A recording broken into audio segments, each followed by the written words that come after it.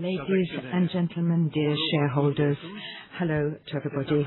It's a real pleasure for me and for all the Michelin teams to be here with you for our annual shareholders meeting. I would like to extend a warm welcome to everyone following us remotely via the live stream on our website. Like every year, we will ensure that this meeting is an opportunity for information, dialogue and decision-making as well, centered on what brings us together, your group, Michelin. On this stage, you can see the full scope of Michelin's expertise in composites, in truck, aircraft and car tires, a lunar wheel for NASA's rover, and some of a composite polymer solutions. These are all applications that demonstrate our dynamic, innovative power. So without further ado, I hereby declare our 2026 combined general meeting open. So I really need to introduce him. That's Yves Chapot, General Manager and Chief Financial Officer, and Benoît Balmery, who is our Group General Counsel. In the front row, we have Miss Ito El Hariri and Mr. Frederick Gould, who represent the auditors, PricewaterhouseCoopers and Deloitte and Associates, respectively. We are members of the company's supervisory board, with the exception of Mr. Wolf Henning Schneider and Miss Monique Leroux, who are unable to be with us. And we also have Mr. Vincent Montaigne, who is chairman of the SAGS, the non-managing general partner. The members of the executive committee are here as well, and the members of the Michelin Shareholders Committee. We will now proceed to the election of the presiding officers. As chair of the meeting, I hereby appoint as scrutineers the two shareholders who each hold and represents the largest number of votes and who have accepted this role. There's Monsieur Pierre Michelin, chairman of Mage Invest, and Mr. Marc Donnet, representative of the supervisory board of the Michelin Bib Prémouté Employee Savings Fund. The board, thus constituted, appoints Benoît Balmery as secretary of the meeting. The attendance sheet shows that the quorum requirements have been met. The final tally will be provided just before the vote on our resolutions. The meeting may therefore validly deliberate on the items on the agenda listed in the notice of meeting, which was available on the website. This general meeting, which is both ordinary and extraordinary, is convening on first call. I would now like to present a summary of the group's activities in 2025 and our outlook for 2026, and I'm going to give the floor to Yves Chapot.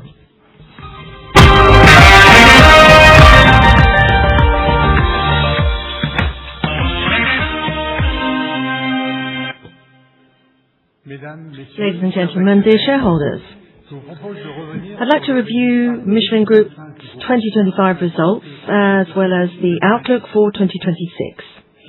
And these are fully in line with the rollout in Motion 2030 strategy. So let's turn to the group's performance in 2025.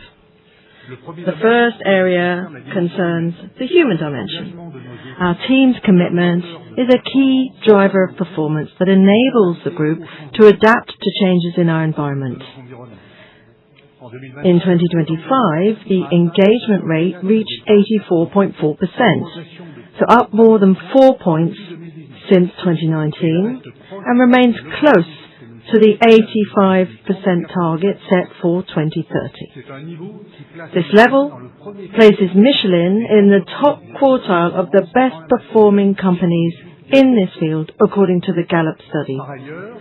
In addition, the global employee stock ownership plan, Bib Action, launched in 2025, has proved extremely popular.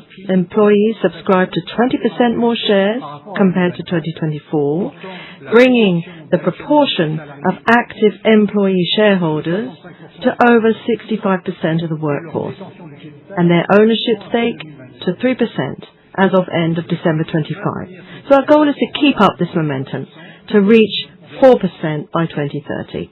And finally, health and safety remain at the heart of our efforts, as they contribute to everyone's well-being and performance. Thanks to in-depth work on prevention and behavioral change, this commitment resulted in an improvement in the group's total recordable injury rate, TRIR, which decreased by 0.53 points compared to 2024. These indicators reflect the global commitment of our employees, which drives the group's attractiveness, talent retention, and sustainable performance. On the environmental front, we place innovation at the heart of our approach to reduce the environmental impact of our operations, to enhance the environmental performance of our products and make this a key differentiator, and to increase the use of renewable or recycled materials. Furthermore, the group's climate strategy centers on reducing its carbon footprint and anticipating climate risks. Regarding the reduction of CO2 emissions from its direct operations, what we call scopes 1 and 2, it's based on targets validated by the Science Based Targets Initiative, SBTi, and by 2025 the group has already achieved its 2030 target with a 48% reduction in emissions compared to 2019, and we're maintaining our goal of net zero emissions by 2050. Michelin is also making progress in the energy efficiency of its products. For example, in specialty tires, crane trucks equipped with the X-Crane 2 are achieving fuel savings of around 15% compared to the main competitor, a result validated by DECRA. The group confirms its goal of reducing the rolling resistance of its tires by 10% by 2030 compared to 2019. Now, regarding abrasion performance, the group is continuing to make progress in reducing particulate emissions and it's strengthening its leadership. In 2025, a study by the German Automobile Association, the ADAC, reveals that the particle emission of Michelin tires is 77% lower than the average among premium competitors, and that is huge. And finally, Michelin fully embraces its environmental responsibility by reducing its footprint and the use of natural resources through the Avoid plus 4R approach. Avoid, reduce, reuse, recycle and renew. This approach results in a continuous increase in the proportion of renewable or recycled materials in our tires. The group is thus continuing on its path towards 40% renewable or recycled materials by 2030. Now I'd like to present the group's financial performance and start with a bit of context. The year 2025 unfolded in a challenging environment. Certain markets were affected by increased competition, fluctuating customs policies, and restrictive regulatory changes. These factors weighed on our volumes. To address this, Michelin's teams have demonstrated agility, ensuring effective operational management and aligning our industrial capacity with market expectations. Furthermore, sustained growth in polymer composite solutions, bolstered by our recent acquisitions, confirms our ability to develop high value-added businesses, and we'll return to this later. In this context, Michelin's 2025 revenue amounted to 26 billion euros, down 4.4% at current exchange rates. These results reflect a 4.7% decline in volumes, largely due to weak original equipment business, particularly in the truck tire and agricultural tire segments in North America. These volume declines were partially offset by a very favorable product mix driven by high value-added products, notably the Michelin brand and passenger car tires in sizes 18 inches and larger, a positive geographic mix, and a better balance between the replacement and original equipment markets. Segment operating income totaled 2.7 billion euro. This decline is primarily due to low activity levels in the original equipment markets, particularly in the truck and beyond road segments. The group continues to strengthen its financial position with free cash flow before acquisitions, that's available cash flow before, which is 2.1 billion euros, reflecting the quality of Michelin's operational management and the structural improvement in our cash generation capacity. Return on capital employed reached 9.2%, in line with our value creation requirements. So in addition, I'd like to mention the group's excellent debt ratio, which stands at 13% end of 2025 compared to 16.7% at end of 2024, thanks to the reduction in net debt supported by very favorable free cash flow. So in summary, despite an unstable economic and geopolitical environment, the group's financial results remain solid and demonstrate the group's resilience and ability to overcome difficult conditions and invest in its future with confidence and determination. The Polymer Composite Solutions business leverages Michelin's long-standing expertise in materials, processes, and industrialization, which it is now extending to composite solutions beyond tires. This expansion is accompanied by a policy of targeted acquisitions aligned with the Michelin in Motion 2030 strategy, which supports both our ambition for external growth and our leadership in innovation. Following the acquisition of two companies, Pronal and Aston Seals, in 2025, Michelin announced in early 2026 the acquisition of three US-based companies: Cooley Group, specialized in high-performance polymer-coated fabrics; Flexitalic, specialized in seals and sealing solutions for the energy and industrial sectors; and Textech Industries, specialized in technical textiles and high-performance materials. These three acquisitions will increase the revenue of our Polymer Composite Solutions business by 35%. So consequently, the dynamic growth of the Polymer Composite Solutions business has led the group to create a new reporting segment, which will be integrated into our financial reporting starting in 2026. This fourth segment will provide clear, dedicated visibility to these activities and will complement the three existing segments of tires and services: consumer, transport, and specialities. And we are pleased to present, as Florent said, on the occasion of this annual general meeting, to present products that represent each of these segments. The group's 2025 results are presented here by segment, and as you can see, the Polymer Composite Solutions business accounts for a significant portion of 2025 revenue. It's 1.2 million euros and an operating revenue of 186 million euros. And finally, the operating margin for these sectors confirms the strong performance of this segment, which delivers a margin near to 15% of revenue. As you can see, alongside tires, which remain the core of the group's business, we firmly believe in the development of Polymer Composite Solutions to support the group's future growth. I'd now like to discuss the Michelin brand. For over 130 years, it has embodied our values and commitments around the world. Its reputation and credibility are a true strategic asset.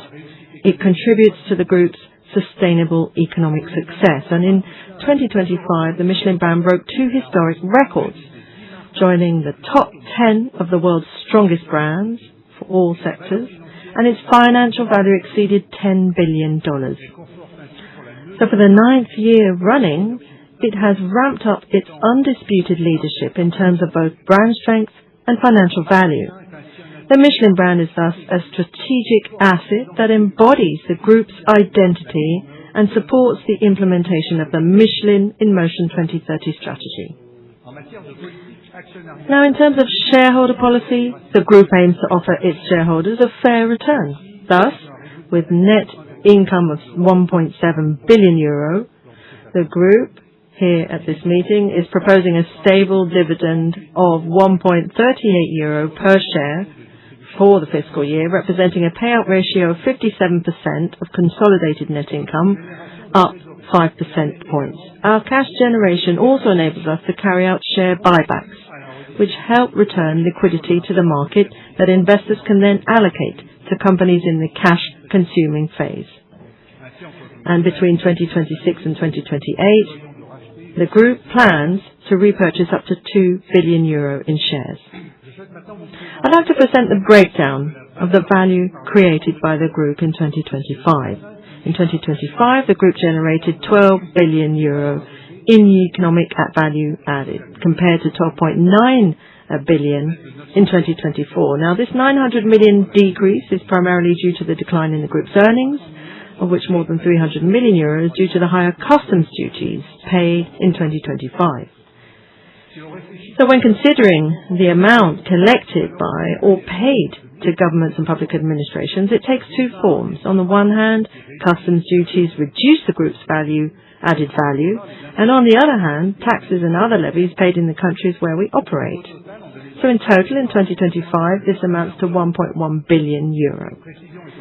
And bearing this in mind, it's the breakdown of added value as we are telling it to you. 65% was paid to employees in the form of salaries and benefits. 14% was reinvested into the company through capital expenditure. 8% was distributed to the shareholders as dividends, and 6% was allocated to share buybacks, including buybacks related to employee share ownership plans and long-term incentive plans. And finally, 5% was paid in taxes and duties in the countries where we operate. These changes are primarily due to the share buyback program deployed in 2025. Now, let's take a look at 2026, where we must prepare to adjust our management approach in response to an uncertain geopolitical environment and leveraging our agility. The conflict in the Middle East has primarily created a risk for our employees in the region, and their safety has been our top priority. On the global economic front, this conflict poses significant risks to energy supply and raw materials. So this leads to higher costs for those raw materials and energy, and we are assessing that at minimum €400 million for 2026. For Michelin, this requires strengthening risk management, diversifying transport modes and routes, optimizing inventory, and revising supply scenarios to ensure industrial continuity and cost control, as well as adjusting sales management. Furthermore, we remain very attentive to changes in our customers' behavior in this complex environment. For 2026, and in this volatile context, Michelin aims to improve its operating profit for the sectors at constant exchange rates compared to 2025, and to generate free cash flow before acquisitions of more than €1.6 billion in 2026. Our results in terms of people, planet, and economic performance confirm the relevance of our Michelin in Motion 2030 strategy and the group's ability to balance sustainable performance, responsibility, and value creation. This assessment strengthens our confidence in the future. Dear shareholders, thank you for your attention.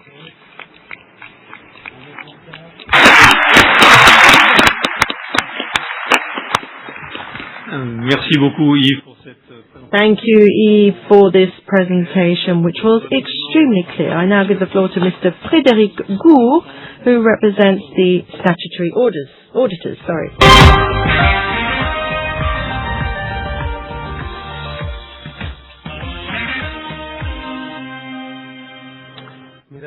Ladies and gentlemen, shareholders, good morning. On behalf of the Board of Statutory Auditors, I am going to present the report we have prepared for your consideration. We've issued several reports in fulfillment of our engagement for 2025 fiscal year.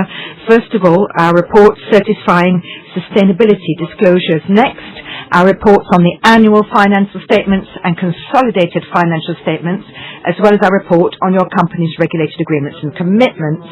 We've also issued 4 reports regarding the extraordinary resolutions on which you are being asked to vote.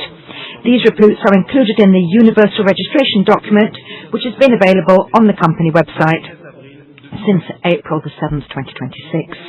So I'm now going to give you a summary of these reports, and I will start with our sustainability report, which was issued on the 16th of February. Our engagement consisted of performing the work necessary to issue an opinion expressing limited assurance regarding the group's conformity process for determining the information disclosed and its compliance with ESRS, but also the sustainability-related information in compliance with the ESRS and compliance with the disclosure requirements regarding the green taxonomy. Concerning the process with the ESRS, we have not found any material errors, omissions, or inconsistencies, and we have looked closely at the double materiality analysis concerning the sustainability disclosures with the ESRS. We have not identified any material errors, omissions, or inconsistencies, and we focused in particular on the greenhouse gas emissions inventory and the transition plan for climate change mitigation. Regarding the disclosure requirements laid out in the articles of green taxonomy, we did not identify any errors, omissions, or inconsistencies. I'm now going to move on to our reports on the consolidated financial statements issued on February 16th. These led to an unqualified opinion on the financial statements with respect to the IFRS standards as adopted by the EU for consolidated financial statements and French accounting rules for the annual financial statements. We based our opinion on the work conducted or coordinated by the Board of Statutory Auditors, which provides us with reasonable assurance that the financial statements and financial information are true and fair. Our work is tailored to the characteristics of your group. It covers routine operations and also significant events taking place during the year. We rely on internal control procedures and systems and deploy audit teams under our own responsibility to the group's subsidiaries worldwide. The findings have been presented to your group's management and also to the audit committee. We state that in our reports there are no observations regarding the accuracy of the information provided in the group management report by the management chairman and the accuracy and fairness of the information provided regarding compensation paid to corporate officers. Our reports also include a description of key audit matters. That's those matters relating to the risks of material misstatement that we consider the most significant for the audit of the financial statements for 2025. The main topics of discussion with management and audit committee were concerned here. For each of these, we gave the reasons which led us to identify them, the nature of the risk identified, and the audit response we provided. So, for the fiscal year ended December 31st, 2025, these key audit matters are for consolidated financial statements, the valuation of goodwill, and for the separate financial statements, the valuation of equity securities. We'll now look at the special report on related party transactions. We state here that we were not notified of any authorized arrangement during the past fiscal year or in prior fiscal years that might have continued into fiscal year 2025. As I mentioned in my opening remarks, we've issued 4 reports regarding extraordinary resolutions. A first report regarding the 17th, 18th, 19th, 20th and 21st resolutions on the proposals to delegate to the managers, or one of them, various issuances of shares and or securities. This report is on page 540 of the Universal Registration Document and contains no specific notes or comments. we have issued a second report pursuant to the 24th resolution on the proposal to delegate to the managers, or one of them, the authority to decide on a capital increase through the issuance of common shares with the cancellation of preemptive subscription rights reserved for participants in a company savings plan. This report is on page 542 of the Universal Registration document and contains no specific notes or comments. We've issued a third report regarding the 26th resolution on the proposed authorization to allocate existing or to be issued bonus shares. This report is on page 543 of the Universal Registration document and contains no specific notes or comments. Finally, we've issued a fourth report regarding the 27th resolution on the proposal to delegate authority to the managers, or one of them, for a period of 24 months to reduce the capital by cancelling shares of the company purchased up to a limit of 10% of the capital. This report is on page 544 of the Universal Registration document and contains no specific notes or comments. So, ladies and gentlemen, this concludes the presentation of our reports. On behalf of the Board of Statutory Auditors, I thank you for your attention.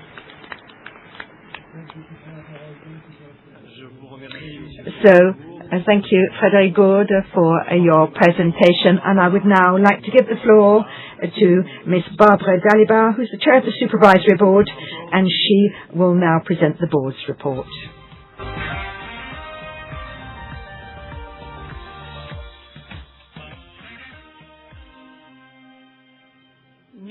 Ladies and gentlemen, dear shareholders, it's both an honor and a great responsibility to present to you the work of the Supervisory Board, whose mission is to oversee the management of the company on behalf of the shareholders. And in this capacity, the Board evaluates the implementation of the strategy, reviews major transactions such as acquisitions, and is involved in preparing for the succession of the managers. So as Chair of the Board, I ensure the proper functioning of this governance structure, maintaining close and regular contact with managing directors. We work in coordination with SAGES, the non-managing general partner, which contributes to the balance of governance, as well as with its chairman, Vincent Montagne, whom I'd like to acknowledge here. Now, before detailing our activities in 2025, I'd like to point out that you can find all of this information in the Universal Registration document on the Michelin.com website. I'm very pleased to be able to count on a team that is fully committed and dedicated to carrying out all of the tasks I have mentioned. The Board has 11 members, all present here today. Thank you very much to them for their work. The members met 11 times in 2025 in plenary session, including 4 times to review major investment projects. The 100% attendance rate reflects their availability and their dedication. The Board's composition and the diversity of its members' skills and experience are crucial for conducting a comprehensive and informed analysis of the group's management. The Board is thus composed of 33% non-French members and 45% women. You can find a complete overview of the areas of expertise in this Universal Registration document. We pay particular attention to updating and anticipating our skills to best assess the quality of the group's management. And to this end, we undertake training initiatives, including one this very afternoon on the topic of AI. We've also verified the independence of board members in accordance with the recommendations of the AFEP-MEDEF Corporate Governance Code, with the exception, of course, of the board members representing an employees, whose valuable contribution to our discussions I would like to acknowledge. I'd also like to thank Thierry Lehenat, the Board's lead member, who is responsible for chairing the meetings of the independent members and reporting back to the Board on the areas for improvement identified during these executive sessions. The work carried out in this context and the annual evaluation of the Board's functioning enable us to continuously improve. Following our review on the activities carried out in 2025, I can attest on behalf of the Board that your company benefits from management of the highest quality. This solid and agile management is all the more commendable given the geopolitical and economic context, which is marked globally by an extremely high level of volatility and uncertainty. This assessment stems both from the review sessions dedicated to the Michelin in Motion 2030 strategy and from our discussions with Michelin's teams. In particular, we examined the strategy for Beyond the Road and Polymer Composite Solutions businesses, two segments that are critical to your group's future profitability and growth. A day at the Ladoux Research and Innovation Centre allowed us to appreciate how the group creates synergies in R&D that benefit newly acquired companies. Throughout our meetings, we carefully examined the strength of the group's financial management while thoroughly analyzing its social and environmental commitments. And once again this year, Michelin has ensured a coherent balance between human factors, economic and financial performance, and environmental imperatives. Significant work in close collaboration with SAGES has been carried out regarding the succession plans for the group's managers.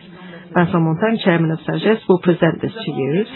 We initiated a rigorous and in-depth selection process well in advance in full cooperation with the chairman of the management board and our board, working closely with the appointments committee and its chairman. The smooth flow of communication on this matter is a key indicator of stability for the group and its stakeholders. As part of this process, after duly consulting the supervisory board, which issued a unanimous positive opinion, SAGES decided to propose the appointment of Philippe Jacquin as general manager. Philippe Jacquin has extensive and long-standing knowledge of the group, which he joined in 1998. He has held positions including technical director, development director, and marketing director for various business lines and geographic regions. As well as at the group level, he joined the group's executive committee in 2024 as executive vice president in research development, supervising the innovation partnerships, and his extensive experience and personal qualities are clear assets. I'd like to take this opportunity to thank Yves Chapeau, with whom I've had the privilege of collaborating in my current role since 2018. I'd like to highlight his commitment to Michelin, to its customers, to its employees, and to you, its shareholders, and the personal qualities he's consistently demonstrated in his role as general manager. Yves, on behalf of the entire board, a huge thank you for all you've contributed to the company. Thank you.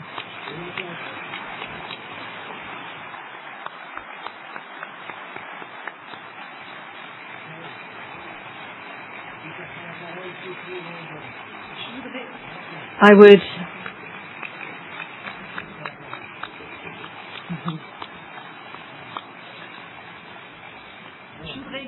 would also like to highlight the competence, determination, and commitment of the teams, which are essential drivers for your company's success. I wish to express our gratitude to them for our valuable discussions on behalf of the board. And I'll now go into a little more detail regarding the work of the board's three committees. The Audit Committee successfully carried out its mission of internal control and risk management. The raw materials procurement program received particular attention given the international context. Work was also undertaken to strengthen the board's review and oversight of acquisitions. Indeed, the issue is becoming increasingly important with the development of polymer composites activities. In close consultation with the CSR Committee, the Audit Committee reviewed the sustainability report and particularly the double materiality analysis. Finally, against the backdrop of rapid growth and the use of artificial intelligence, part of the discussions focused on the ethical aspect of these technologies as well as their impact on cybersecurity risks. Jean-Michel Severino will shortly give us an insight into the work of the Compensation and Nominating Committee, but allow me, however, to address a few key points. As it does every year, the committee reviewed the compensation of executive officers and the members of the supervisory board. The compensation policy was adjusted to better align with existing practices at major publicly traded companies. The total maximum amount. The committee also devoted a significant portion of its work to identifying talent within the group and establishing various succession plans. Now, this work is essential for Michelin's stability and continuity at all levels of the company. And as I mentioned, we carried out work by the Appointments Committee in collaboration with SAGES on succession plans for managing directors. And I'd like to warmly thank Jean-Michel Severino for his unwavering commitment to this process. This board led to the decision made on the 12th of January to renew the mandate of Jean-Michel Severino. So I would like to thank the board and Jean-Michel for what he's done. and the courage that he's shown in overcoming the crisis that the group has had to face, and we trust him completely. Thank you.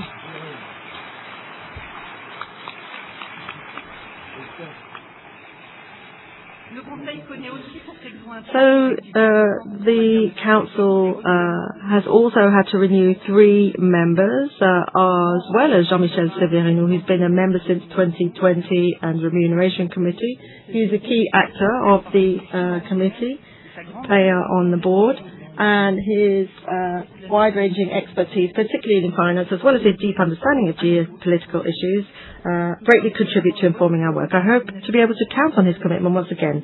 We're also pleased to propose the appointment to the board of Anne-Sophie Legerin, whom Jean-Michel Severino will introduce to you. The Corporate Social Responsibility Committee provides essential insights into our work while coordinating with the other committees, in addition to reviewing the sustainability report and monitoring regulatory developments. It's focused on analyzing the group's decarbonation plan on water and tires, and has really noted great efforts made there. And I want to make sure that your group continues to emphasize the efforts. The committee's discussions with Michelin teams highlighted the group's deep understanding of these issues and the sense of responsibility that guides it in considering its impacts. So having concluded my remarks, I now turn to the resolutions that will be put to a vote shortly, and for which I invite you, obviously, to vote in favour. Regarding the financial resolutions, the board has been able to appreciate the excellence of the group's management and the strength of its financial results. Jean-Michel Severino will shortly present the resolutions regarding the compensation policy for the executive directors and members of the supervisory board, as well as the changes planned for 2026. So, dear shareholders, I would like to conclude by reminding you that, reaffirming the board's confidence in your company's management team, your group is delivering solid performance in the current environment, meeting its commitments and continuing to execute its strategy. On behalf of the board, I'd like to express our deepest gratitude to Michelin's employees, who can take credit for these results. Thank you for your attention. I'll now give the floor to Vincent Montagne, Chairman of Sagesse. He will present the work conducted by Sagesse as part of the succession process for the managing directors and the appointment being put to your vote today. Thank you very much.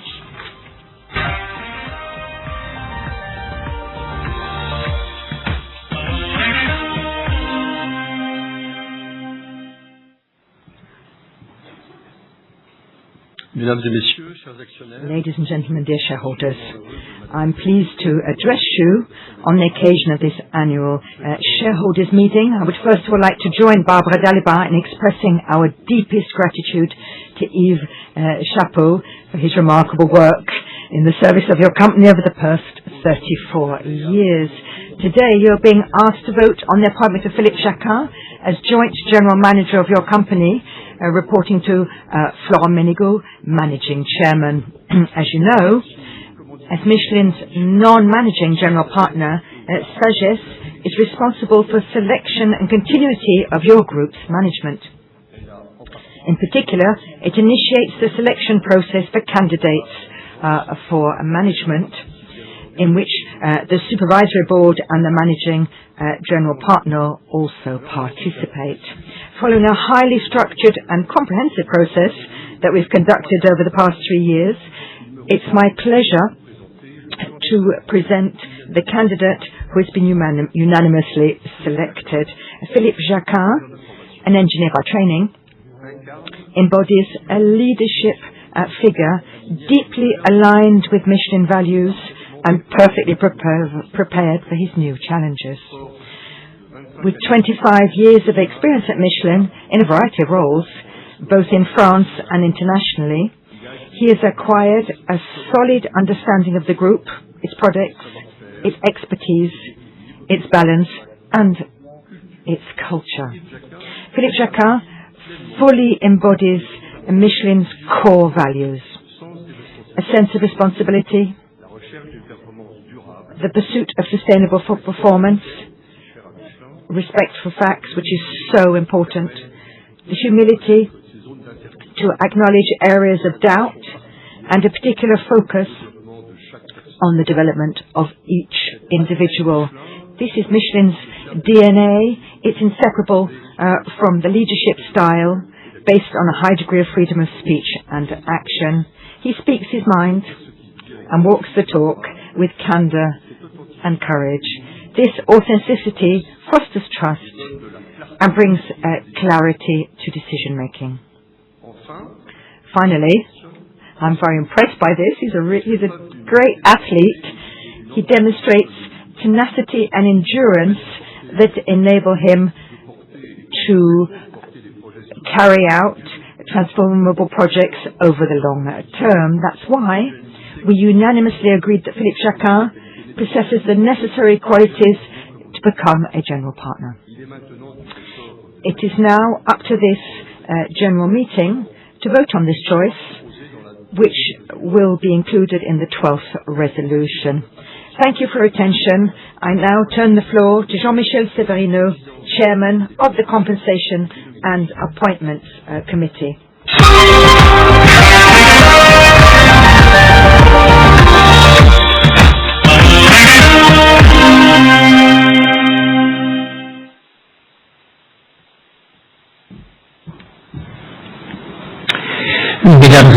Ladies and gentlemen, dear shareholders, I'm pleased and honored to address you in my capacity as Chair of the Compensation and Appointments Committee.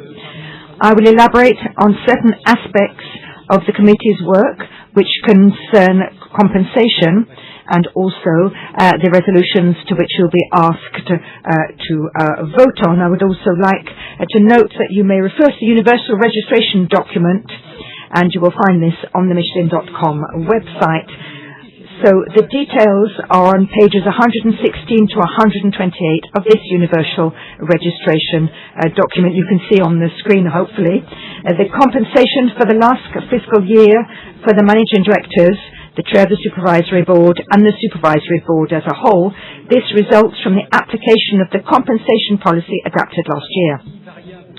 The multi-year variable component corresponds to the allocation of performance shares. This is a maximum amount that may be awarded, the attainment of which depends on criteria aligned with the success of your group strategy, operational performance, performance in social and environmental responsibility, and the relative change in the share price. The committee has reviewed all of these compensation components for 2025, and I therefore invite you to vote in favour of resolutions 8 to 11. You will also be asked to vote on resolutions regarding the 2026 compensation policy for executive directors and members of the supervisory board. We ensure the alignment between the proposed compensation policy and the best interests of your company as well as those of the shareholder.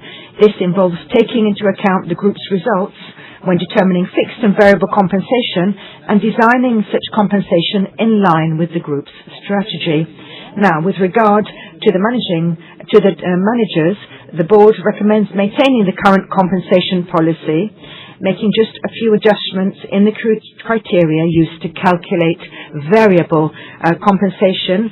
The idea is to reflect the objectives of Michelin in Motion 2030. ISERI suggested that it should remain 5% of the total figure, but we should then have a new criteria.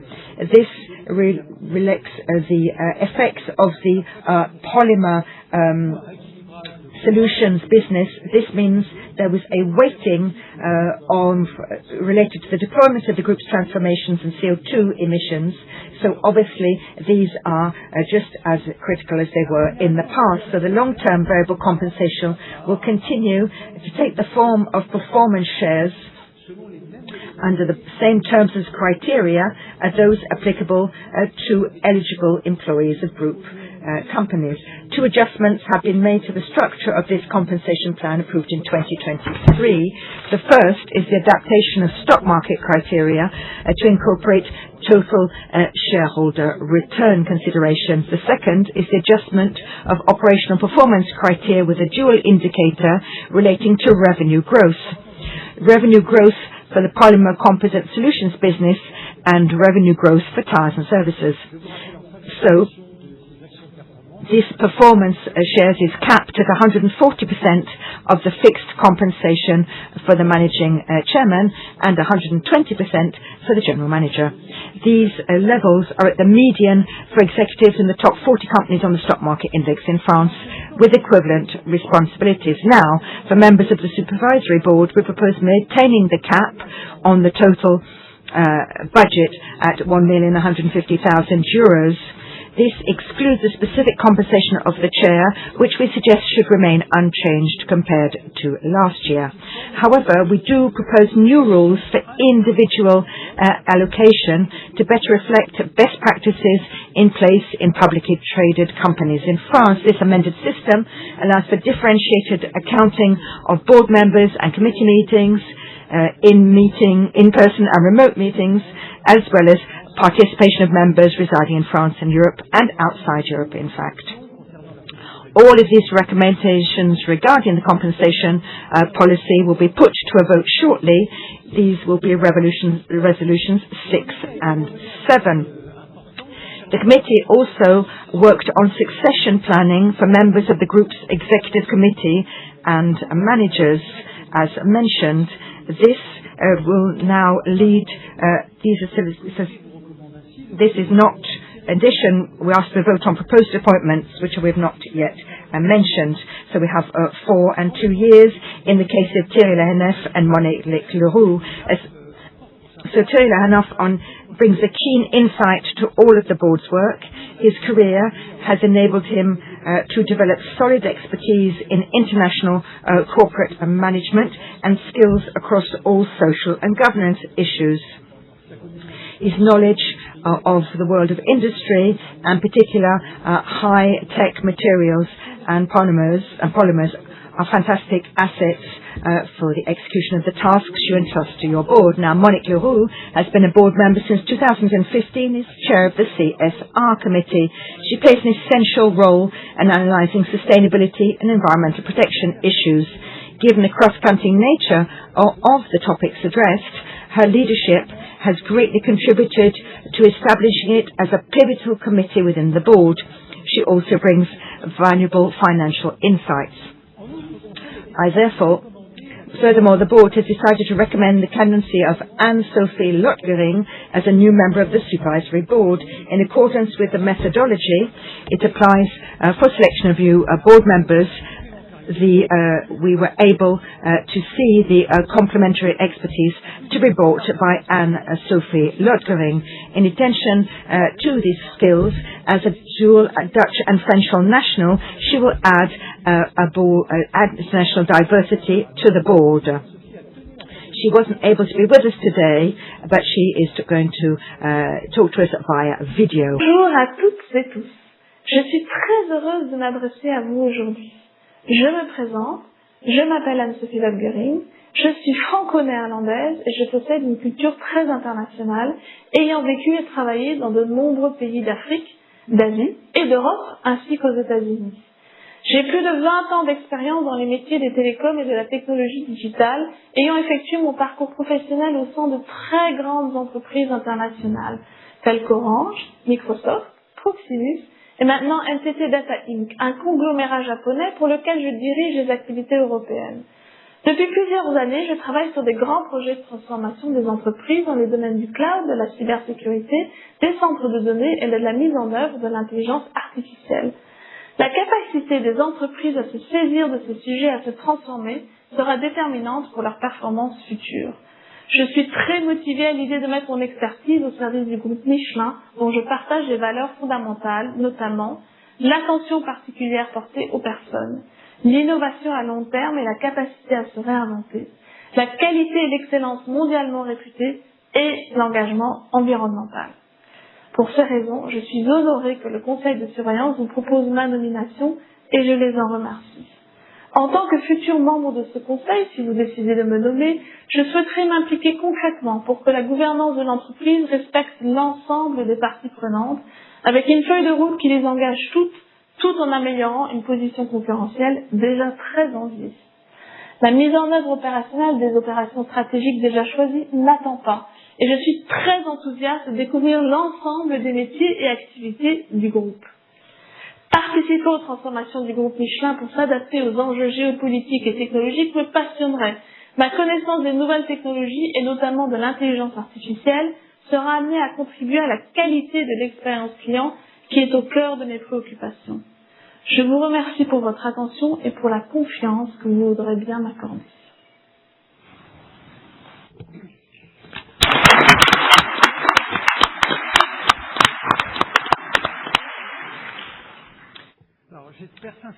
So I really hope that her skills will be convincing and that we will be able to count on her in our board. Dear shareholders, I'm coming to the end of my presentation.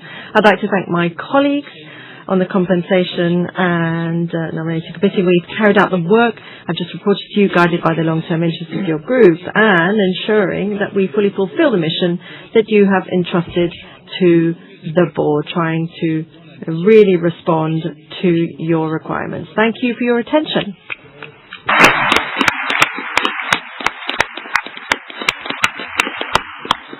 Voilà, merci beaucoup, Barbara. Thank you, Barbara. Thank you, Jean-Michel. Thank you, Vincent, for all your contributions. Now, before we continue, I'd like to say a few words to Yves. I have known him for over 25 years in Michelin. I'm a baby at Michelin compared to Yves. I mean, I've only been here for 30 years. He's been here for 34 years. So I just wanted to say how amazing his contribution has been.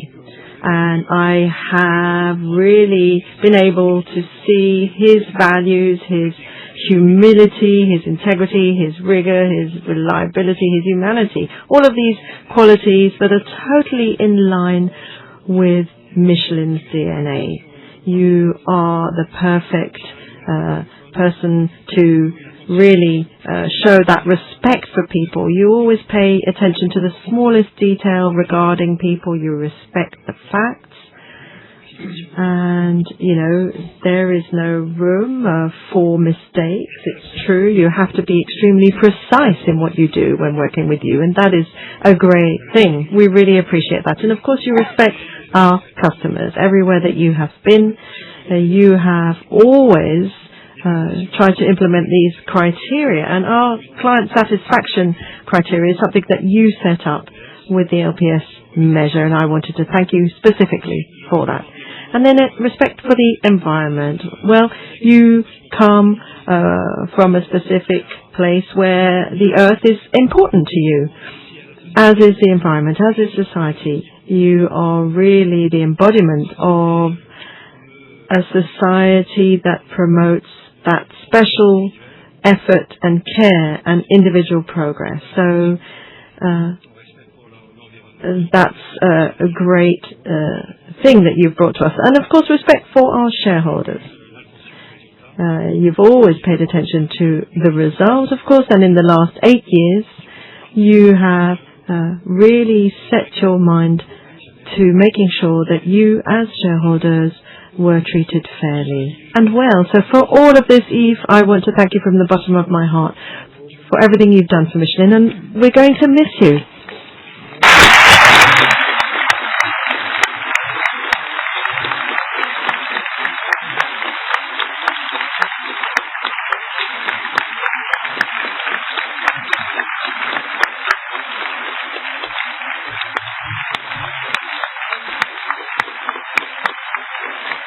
Merci.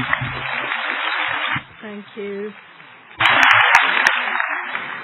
Bon, merci beaucoup, Florent. Thank you, Florent. I want to thank you first, shareholders, dear shareholders, for the trust that you have shown me over the last 8 years. I also want to thank all of the governance actors who play a key role in how your company functions. The supervisory board representing you, with whom we have had this rich and demanding exchanges over the last 8 years, and also the Sagesse company that plays an important role in the company's governance. Barbara, Vincent, I'd like to thank you for your touching words. I also want to thank Florent, first of all, for the trust that you've shown in me. I've tried to live up to your expectations and be a very strong partner, and I'm happy to have worked alongside you managing this company for the last 8 years. I am fully convinced that you will have a fantastic governance with Philippe. I would also like to thank all the members of the executive committee who are present. They are not here on stage, but they play a key role in how your company functions.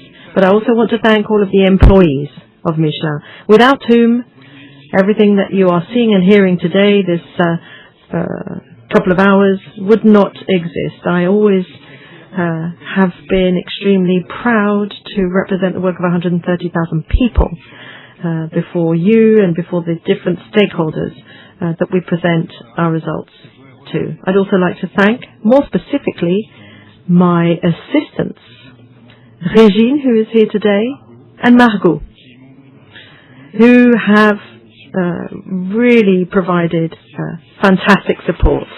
Thank you.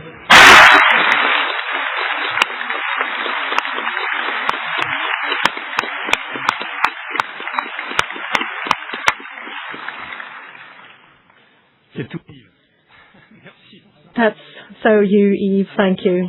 Now, these annual general meetings provide a unique opportunity to highlight your group's distinctive strengths, as well as the challenges it faces. For over 130 years now, certain things have remained unchanged in the way our group operates every day, and it is the Michelin teams who can best say that. I'd like to invite Nicolas Seeboth, who's VP Innovation for the group's Polymer Composite Solutions Director, to join us on stage. He's going to talk about this fantastic adventure.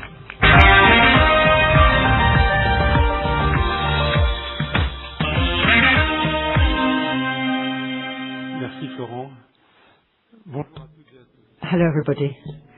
I'm delighted to address you on the occasion of this annual shareholders meeting. I'm Nicolas Seeboth, and I am Vice President Innovation for the Michelin Group's new composite business. And for this 10 minutes, I've set myself a challenge to make the invisible visible to you.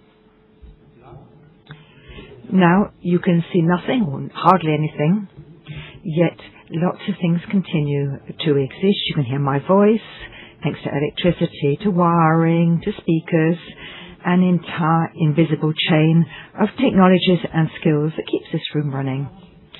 When everything works, we don't think about it, we take it for granted. But if one of these elements is missing or fails, the whole chain grinds to a halt. That's what we can call the critical invisible. It's the invisible that keeps complex systems running smoothly. The invisible that suddenly becomes visible to everyone when a grain of sand throws the machine off a track. Because behind the invisible, there's a critical element, and behind the critical element, there's often Michelin. The tire is also invisible in its own way. It's rather boring, it's round, it's black, but it's deceptively simple. And you all know behind this lies a complex and fascinating world of composites. Hundreds of materials, just as many different types and ways of assembling them, hundreds of different chemical reactions related to temperature, pressure and various processes, millions of different interactions between these materials, thousands of experts to understand them, thousands of patents to protect them, but only one company which masters all these components, and that's us, Michelin. So there was a question for us. If we have this technological gold mine in our hands, if we know how to design materials capable of functioning in extreme environments, if we know how to industrialize and produce them, market them, and offer innovative solutions to our customers, then why limit this expertise to tires? Why not put it to work for other products, other customers, other markets, other critical situations? And that's what we've chosen to do. And this can be resumed in 3 letters: PCS, polymer, composite solutions. Let me reveal what lies behind these three letters. First of all, and you probably guessed this, it's our commitment to apply our innovations and expertise in materials to new products and markets, but not just any old product, products that are quite close to our tires because they share the same technical properties, the same demand for uncompromising high performance, and the same critical role in people's lives. But I'm going to give you three examples of this. If I say wear resistance, you're probably thinking straight away about tires. Well, that's quite normal. But let's think about something else. An iron mine in the Australian desert. The nearest settlement hundreds of miles away, overwhelming heat. The soil is so rich in iron that it colours everything. Even the horizon looks red. We're at the end of the world. In the middle of it all, a conveyor belt, a huge conveyor belt that can be up to 25 kilometres long. Just think about that, 25 kilometres. This conveyor belt transports tens of thousands of tons of ore out of the mines, hour after hour, day after day, without stopping. But if it stops, everything else stops with it. For a client, a conveyor belt that breaks down can take up to 20 days to repair, and that's $50,000 an hour. If you think of the number of hours, just work that out. And here, wear and tear is no longer just a technical matter. It's an industrial issue.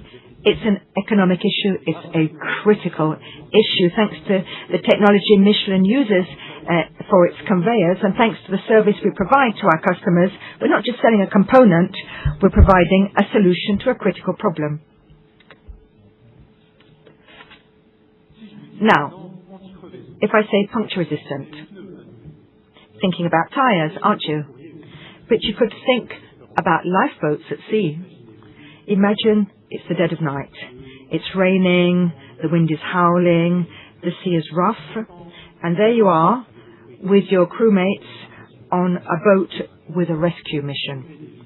Saving lives and protecting others, that's your only priority at that time.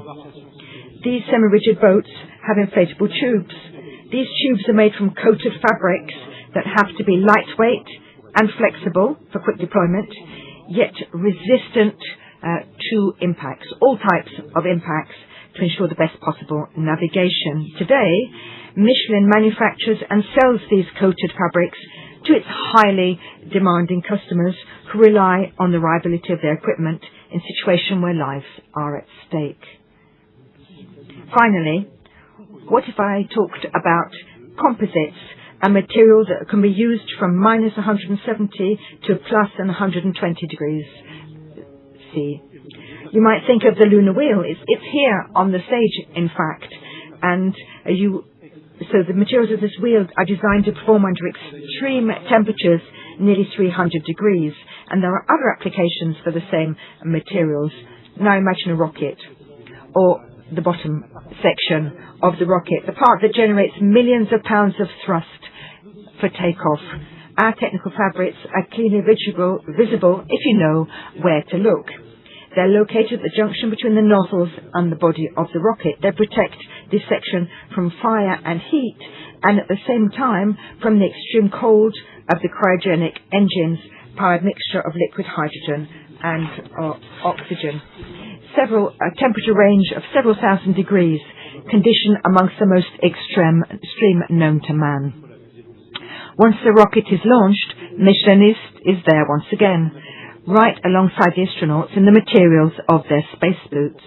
Each layer is vital in providing protection while allowing freedom of movement needed for the precise maneuvers of this extraordinary journey. From the beginning to the end of the space mission, Michelin plays a decisive role in supporting manned spaceflight. And this is a source of immense pride. Conveyor belts in the desert, lifeboats, rockets, spacesuits. These examples illustrate the same principle. Where failure is not an option, Michelin is there. And that's our entire strategy, in fact. Building, step by step, a portfolio of critical and proprietary components that no one else can supply to the same exacting standards. We have two important pillars: speeding up organic growth by acquisitions and so targeted acquisitions for small companies, 12 in less than 10 years, including 3 this year, Cooley Group, Flexitalic, and Tech Industries. These bring us a distinctive industrial footprint with small sites. We produce products close to our customers while mitigating our exposure to geopolitical tensions, and it's paying off, this strategy. More than 60 patents filed in 2025, and our average annual growth is 6% since 2018, and if we add our most recent acquisitions, we could reach annual revenue of 1.7 billion euros. But we're not doing this on our own. Behind these ambitions, there are committed people. Behind PCS today, 6,800 employees spread across more than 70 sites worldwide. In fact, that nearly doubles the number of group sites. 8 years after its inception, Polymer Composite Solutions is now a very visible reality, and we're proud to bring it to life every day with the goal, as always as offering everyone a better way forward. Thank you.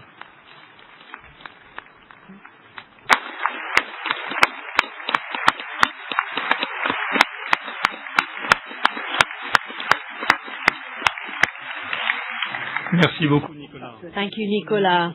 So now you can better understand why we always feel good at Michelin, because when we don't feel good, we go and see people like that. And it's amazing how good he makes you feel. So thank you, Nicolas, for having taken us on that journey. We've gone from materials, the infinitesimally small, to the desert, to the moon. I mean, let's have a chat at the end to see what the next trip is. So thank you, Nicolas. But it's my turn to take this one now. Okay.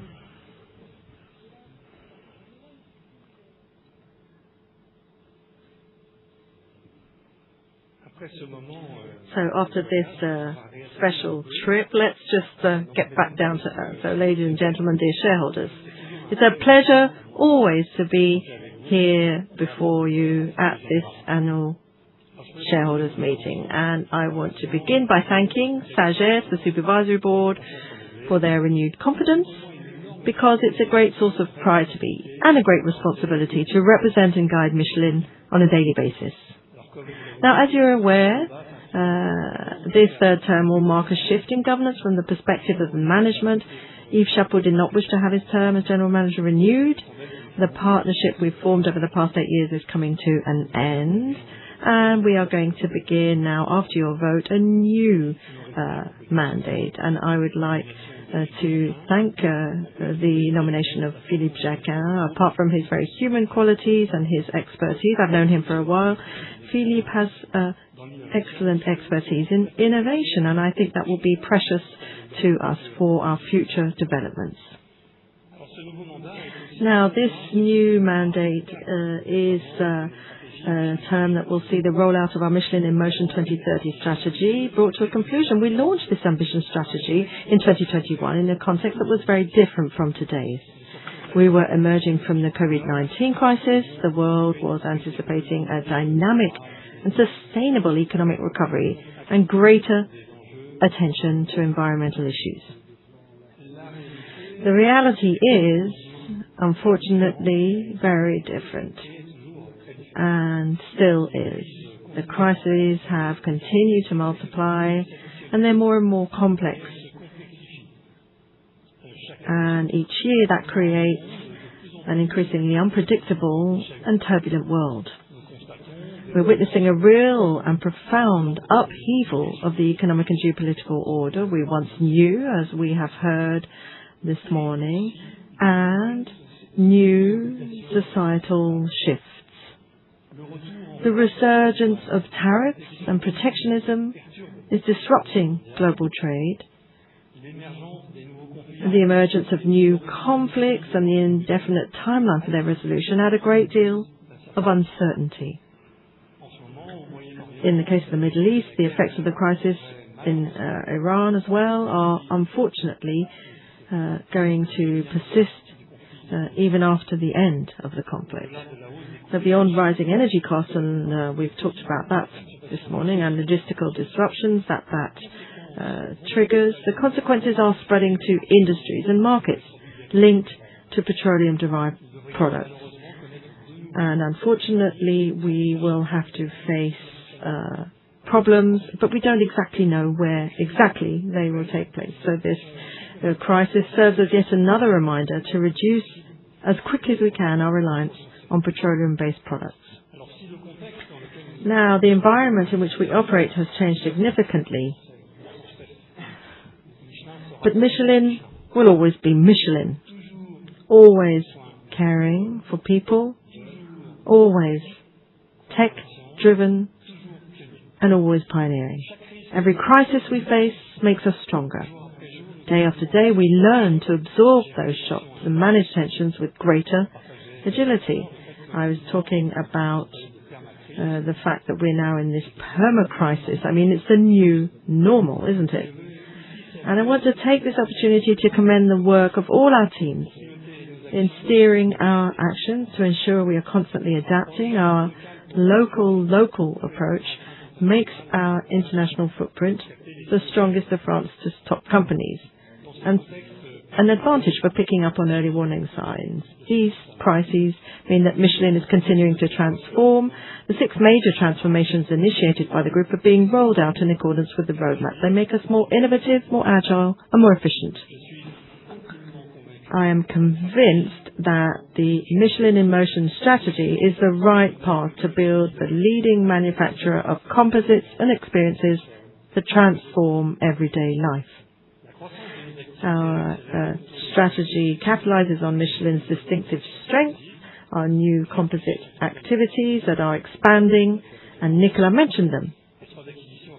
The 3 acquisitions pay homage to that. But beyond those acquisitions, it's also about building this demonstrator in France dedicated to producing the new generation, or the BIOP company to develop a precision business. This company with the MC, with Crédit Agricole and Danone. We will always use these developments to capitalize on Michelin's distinctive strengths, our unique talent. We have excellent high-quality products and services, and we have a strong brand, a brand that we are boosting. We have R&D industrial capacities that are unique. And again, Nicolas mentioned these. But amongst these strengths, I would like to highlight our industrial capabilities. Because thanks to that, our industry plays a critical role in providing everyone with a better way forward. Products that are increasingly sustainable, more efficient, safer, and have a constantly improving environmental impact. Our industrial teams make this accessible to as many as possible, to our innovation. And I think you should take a look at this video because it was designed by our Polish teams and really demonstrates what I've been talking about.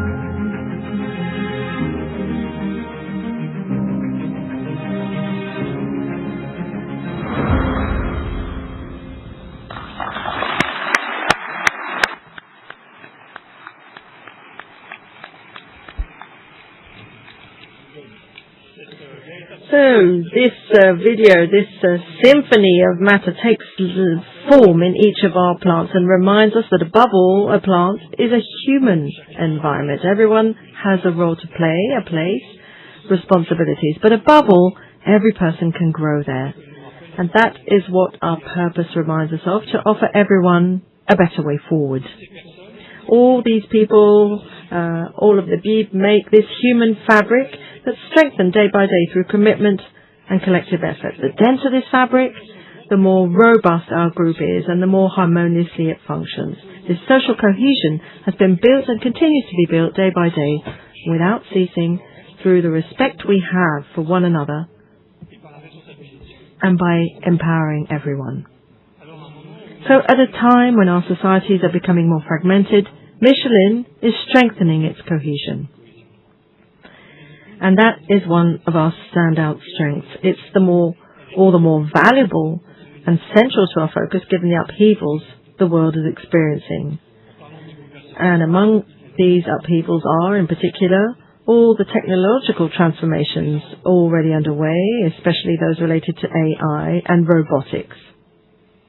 And humanoid robotics. Now, Michelin has always embraced technology throughout its history, science and progress. We've always been pioneers in adopting and driving innovation.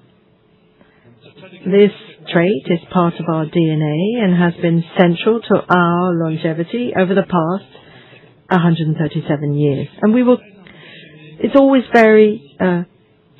amazing to see how our teams are ingenious at every level.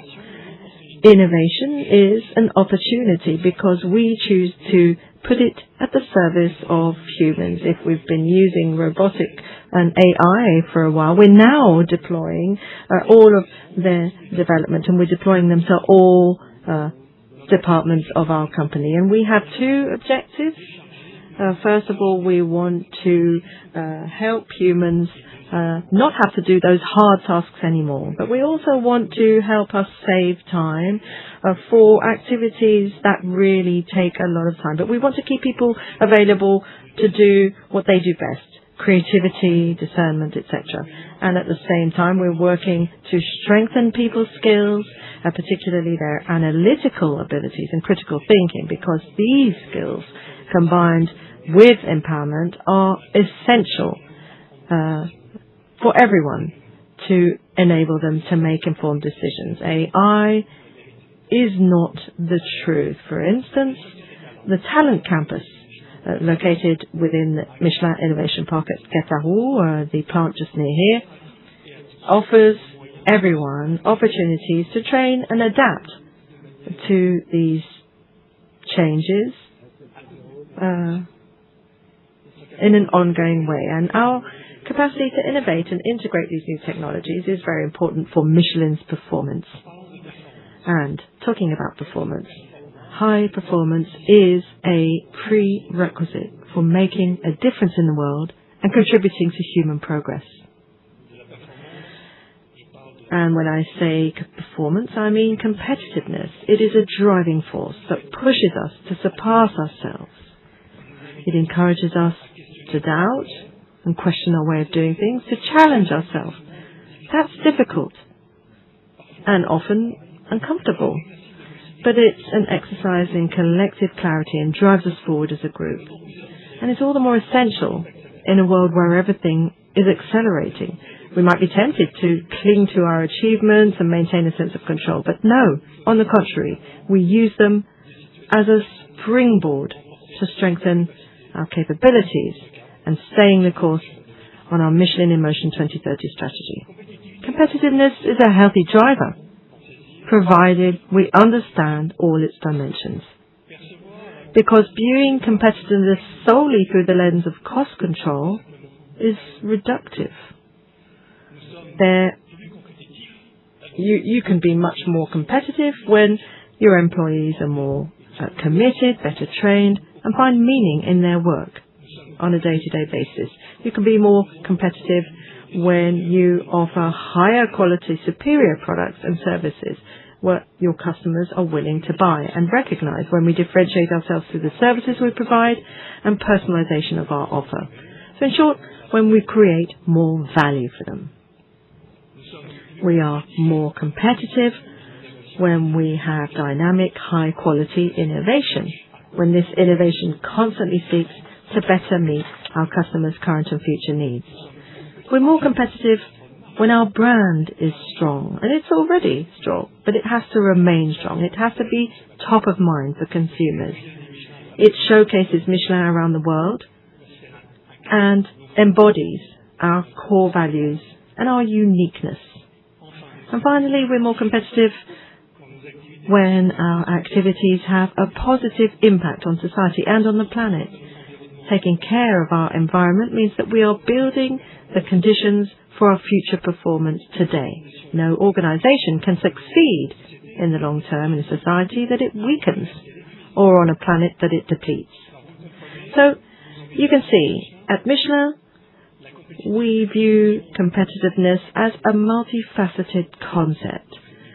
We are trying to grow in the future, and we have all the assets necessary to succeed in the future. Every day, people at Michelin demonstrate their commitment, their inventiveness, and their determination to transform the group to achieve success.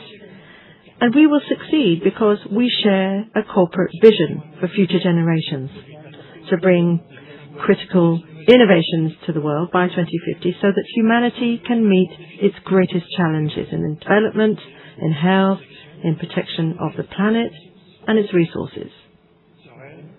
So this dream, together with you, I think we can make it a reality. So thank you for your trust and thank you for your attention. And I now give the floor to Benoît Belmarie, who will remind you of the resolutions that are put to a vote.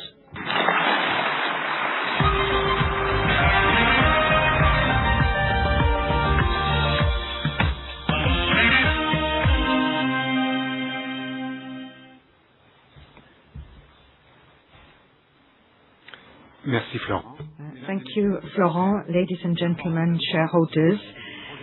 We would like to inform you that the documentation relating to the draft resolutions on the agenda of our combined annual and special extraordinary general meeting has been published within the legal deadlines, in particular the annual report of your supervisory board, which includes detailed information on the board's activities and the compensation of corporate officers, was posted on our website on the 7th of April as part of the Universal Registration Document for 2025. It also contains reports issued by the statutory auditors. Furthermore, the notice of meeting, including the full text of the draft resolutions and the corresponding reports from the managing chairman and supervisory board, was made available on Michelin.com on April 24th, 2026, in accordance with regulations. Consequently, in order to allow sufficient time for your questions, these draft resolutions will not be presented during the meeting. The full text of these 30 resolutions was published on April the 6th. The list of these resolutions is shown on the visuals displayed behind me.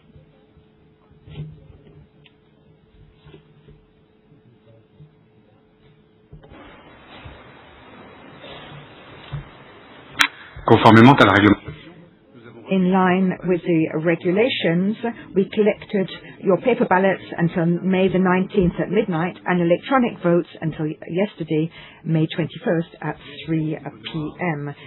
Thank you. That's the most exciting bit, wasn't it, of the meeting? So the general discussion is now open. The law makes it possible for us to publish the answers to certain questions on the website, but we can have some questions from people here, and we will also then deal with questions which were sent remotely. And I would like to say that Michelin experts from Euromaster and Allo Pneu will be able to answer questions about your own tyres. They'll be in the lobby as they were last year, so please ask them any questions you might have. So I think we're kicking off with the shareholders committee questions, so please go ahead. Thank you for your presentations. and your engagement. I'm Lord Trancal. So there's been extensive development in composite solutions. What are the levers that we have to penetrate these composite markets, and the recent acquisitions and patents, in what way will they make a difference? So I suggest that Maud Portigliatti takes the floor. She's in charge of this division, so she's the best person to answer. So hello everybody. I think Nicola has shared lots of our secrets, and I haven't that much more to reveal, but I'm going to talk about some of the most important drivers to help grow PCS. We need to really promote our technical difference. That's not unusual at Michelin, but we can use our materials, our membranes and elastomers, and we can also use our performance in terms of lifespan, reliability, and our compliance with regulations, and also our environmental responsibilities. That's something we do apply to PCS as well. The second lever is targeting growth sectors and applications which really are in line with the quality of our products. That can be healthcare, aerospace, defense, and other critical applications. And the third driver is to use the fact we belong to the Michelin Group with our stability. That is important for our customers. They really believe and rely on our reliability over time. So Nicola talked about 60 patents in 2025. That's a third of the group's patents, in fact. So lots of energy. Everybody's very busy in the research center.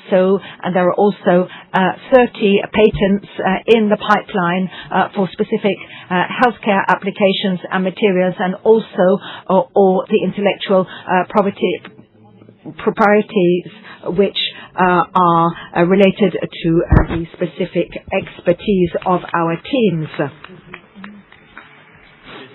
Thank you very much. Next question. Hello, everybody. Laurent Moitié. I'm part of the Shareholders Committee as well. We're going through difficult times. There's lots of volatility, as we've seen this morning. The company how is the company really ramped up to be more resilient for the future? So I can answer that one. So we have a certain degree of expertise in crisis management. We have permanent task forces on different issues. The current crisis linked to the closure of the Strait of Hormuz and the conflict in Iran will have impacts in terms of inflation. We're prepared for that. We're much more agile in the way we deal with pricing. For example, we can also adapt our supply chain. We're capable of finding other sourcing quite quickly. And as I was saying earlier on, our local-to-local approach is also beneficial when we are dealing with our suppliers. So we really do try and have primary and secondary and even tertiary sourcing circuits for our supply chain, and that is linked to business continuity management, which we're actually quite good at. So the group's core values are quite simple.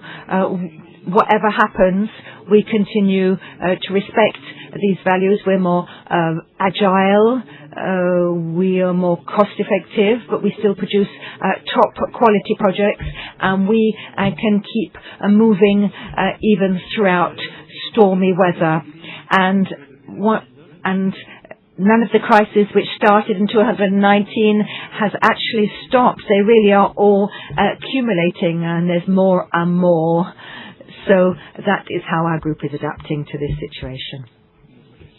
Any further questions? Hello, everybody. I'm Yves Maudou. I'm in charge of trucks in Ain and Juin, and I'm also on the Shareholders Committee. So thank you very much for sharing this information. I wanted to ask you a question. about the increase in Tier 3 truck tires in France. What's Michelin doing to defend its market share, and how does the group remain competitive to deal with these low-cost Tier 3 players? Yes, there's really tough competition coming from the east and moving into the west. Perhaps Pierre-Louis de Bordeaux can answer that one.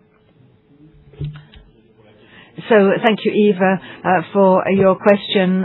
So the transport sector in France and Europe is suffering lots of fluctuations, lots of pressure in cost. The haulage companies need to make changes in terms of the environment for their fleets. Yet you know that for the past 20 years there has been competition from imported tires. That's putting a lot of pressure on us, but it's making us be better. We have to continue producing offers to our customers which really stand out. If we do the same thing, then we won't help our customers solve their problems. So our current strategy is to bring different stand-out solutions to our highly demanding customers. These might be top quality, high performance products, and we're actually changing our product portfolio. In the 80% of our tires are being renewed with better fuel efficiency and other technical qualities. But a product isn't enough.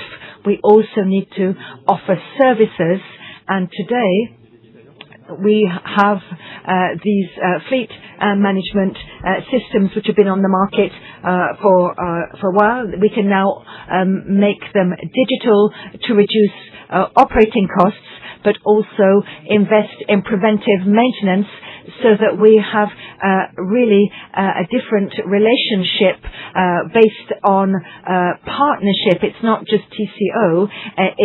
We help the haulage companies improve their turnover and also really reduce the mental load of our customers for these issues. So I think the key message to share is that when you do business with Michelin, you're not just buying a tire, you really are in the relationship based on trust. So lots of things are in the pipeline this year, in fact, and the teams in R&D are thinking about how we can keep moving the goalposts. So thank you, Pierre-Louis. So we're now going to open questions to the public. Please raise your hand if you would like to ask a question, and then someone will come with a number. I'll note them down, and then we can take people in turn. So I'm going to tell you something about this, actually. Last year I couldn't see anybody, and I couldn't see who wanted to ask a question,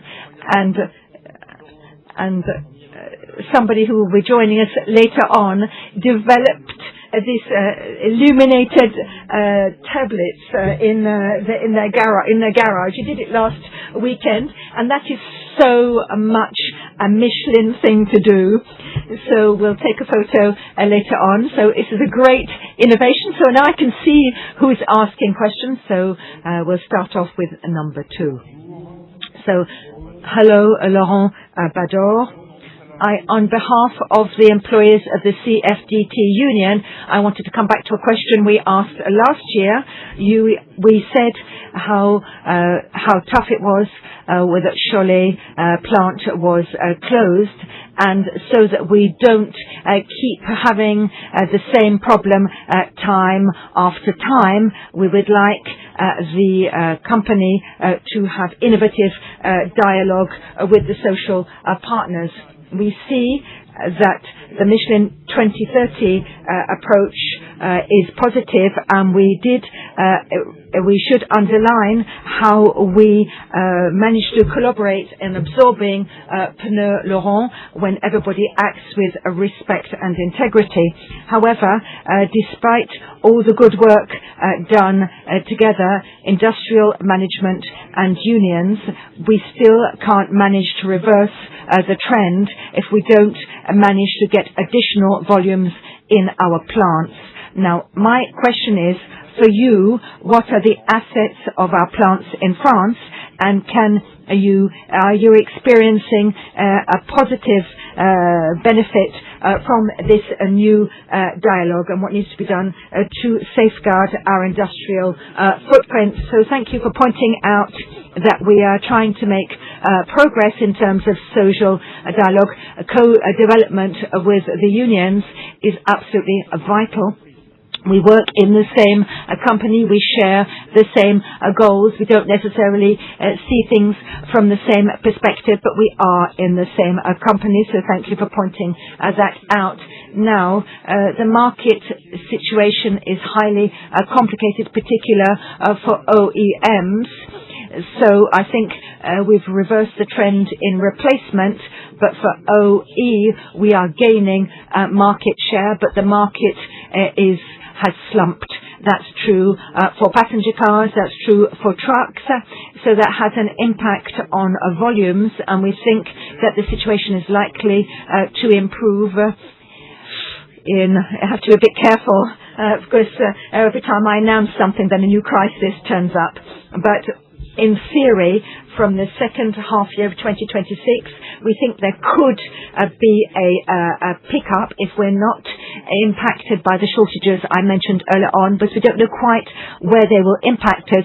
So we might end up, in fact, with demand that we can't meet. So it's early days, but we have set up action plans, highly ambitious action plans with our teams. We've adapted our pricing strategy accordingly, and the volumes are getting better, and the markets have responded positively to our actions, but we do depend on the global market, and since the 28th of February, in fact, the markets are not booming, shall we say, except China, who is actually doing best, and our activities, our business in China is doing well, actually, which isn't particularly good news for France, but there you are.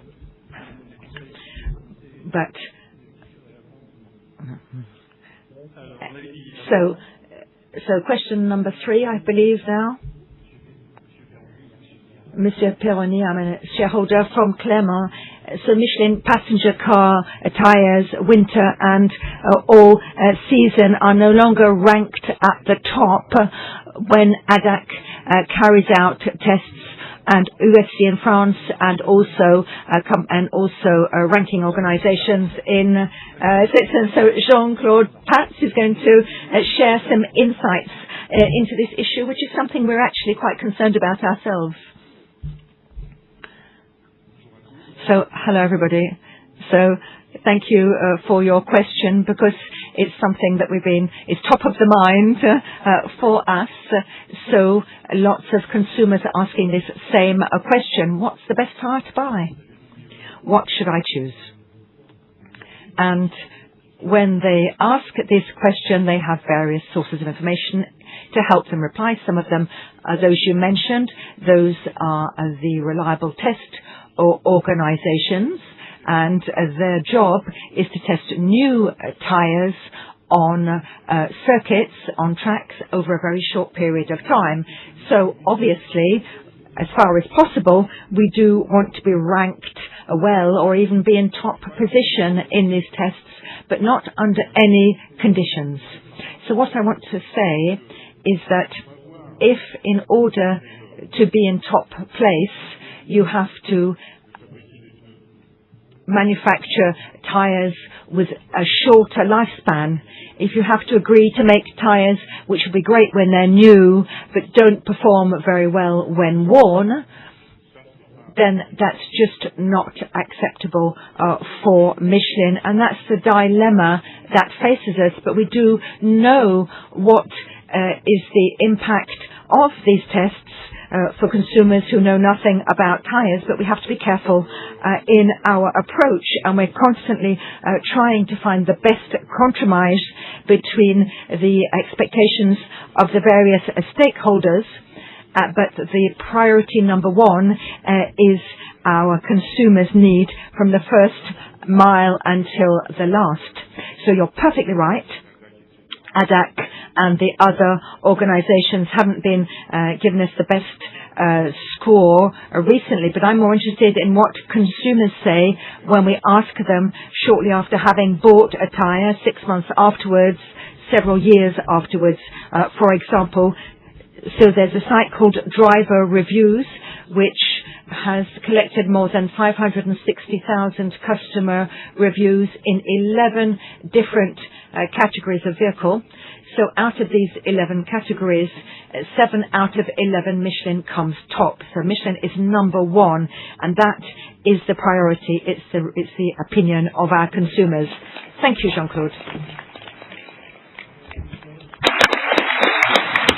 La 12. Yep. Number 12. Christian, I'm an individual shareholder.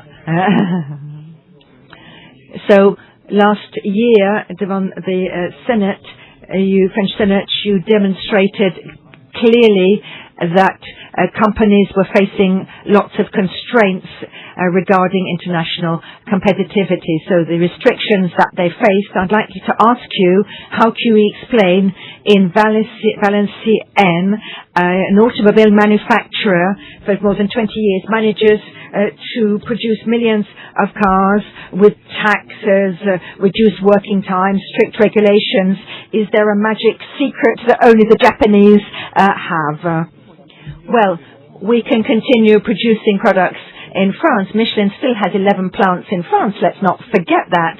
Of course, we can still continue producing products in France, but we can't manufacture everything. Simply, we are running a race with shackles, so it's much harder in France because of all the constraints that we face. I didn't say it was impossible to manufacture products in France. I said that it was becoming more and more difficult today to export products from France because our costs are not competitive when compared to other countries. Of course, you can still make products in France, and we are still doing so, in fact. So I don't know very much about Valenciennes. I'm not quite sure who the manufacturer is. Oh, it's Toyota in Valenciennes. Thank you. Well, Toyota have great cars, and Michelin tires are great as well, which is why we'll continue producing them in France. So I think we have something. I think we have something new now. So 2 and 12. Was there a third one over there? Number 5 as well. So 2, 5, 12. Those are the questions. Hi, Jules Briand. I'm a Michelin employee. So first of all, thank you for your presentation, and thanks to Mr. Chapeau for all his efforts over the years, and I wish him well for the future. We don't often have a chance to ask your boss a question directly, so I'm going to go for it. I wanted to talk to you about buybacks, and which I think are a good thing, and I wanted to understand the group policy to encourage engagement in this buybacks, and how you in the company plan to improve contact with these new entrants, these new people arriving, and how we can extract value from that. Aujourd'hui, essentiellement dans le domaine dont nous... The acquisitions that Nicolas brilliantly illustrated, they are in our Polymer Composite Solutions branch. It works on the principle that we have expertise in mass production, which we can replicate outside the world of tires. But they are areas where we don't have much marketing experience. We have always specialized in tires in the past 40 years. We're really familiar with transport or mobility markets. If we want to move into other sectors, for example, healthcare or energy or other forms of mobility, such as aerospace, rockets, well, we really need to acquire companies which can bring us this market access. Then we integrate them. They become fully fledged Michelin companies. They are subjected to the same type of reporting. We deal with the health and safety of their employees, to developing their activities, and then to complying with rules and regulations. That's laws, and it's also the rules in our own code of ethics. So we have this acquisition and integration process, and it's Maud's teams which are involved in this, and we place great importance on the first 3 or 4 years to ensure that there is enough value created with these companies that they fit as the bill. So, Christine Blanchet, I retired and I worked for Michelin for 42 years on the Caterousse site. Lots of changes are taking place with the Peak Hall 32, and it's ongoing. And I wanted to know about the involvement of the Michelin Group, and I wanted to talk to you as well about Lafon Michelin. Apparently, it's going to move, so I wanted to know a little bit more about that. So Adeline will be able to tell you about that. It's not going to move very far, don't worry. It's only a short distance. And while Adeline comes and joins me, I would like to say that Michelin, working for Michelin obviously has seen you well, because if you've worked for the company for 42 years and been retired for 7, well, you're looking very good on it. So we have great plans for L'Aventure. We've called it Adventure 2, with a specific area to our brand, for our brand heritage. That'll be twice as big as the current space, and that will open in 2028 or early 2029 in the new Michelin Innovation Park. It will be an opportunity to present heritage. We'll have more space to do so, but it'll also be the possibility to share the power of our brand for our visitors, and there'll be lots more of them. So what we do need to say is that L'Aventure 1 is a fantastic success. It was meant to have, we were meant to have 50,000 visitors. We've had 150,000 visitors. It's actually, we haven't got enough space. We haven't got enough room to showcase everything we would like about Michelin's heritage. So there are 4 elements. There's the talent campus. There's the peak. There's the sustainable materials center, and there will also be a community area which is near the historic test run. So it's an amazing project. Oui, bonjour. Yes, good morning. Patrick Raison. I'm representing the NAF, the National Association of Shareholders in France. I have 2 questions. The first is about Symbio. After Stellantis' retraction, who was a shareholder and a client, are you ready to finance Symbio's alone if the hydrogen market is going to be slow to take off for another few years? And the second question on strategy in this geopolitical unstable world, what is the biggest priority, strategic priority for you now? Thank you. Thank you. Now, for Symbio, I might just quickly answer then. It is a fantastic adventure, technical adventure. Hydrogen will be a part of the future and will complement the other kinds of energy. It's a shame that in Europe we are having trouble understanding that. Japan's continuing, China, Korea is on that pathway. But in Europe we cannot agree, apparently. We have been let down by our clients. So it's a difficult decision to make, but we continue to believe in hydrogen, and that fuel cells will be part of mobility in the future, but not all of it, but part of it. So we're continuing to invest, and we have rescaled Saint-Brieuc to be more realistic. We are working with Forvia still, and we have rescaled Saint-Brieuc to a size where we can afford to wait for the market to take off. But what's frustrating is that China, Korea and Japan are forging ahead, and that in Europe we still don't have a clear priority or strategic vision. On the second question, so my main strategic priority today is the fragmentation of the company. That is the number one problem. It's not very visible today, but we will feel the consequences.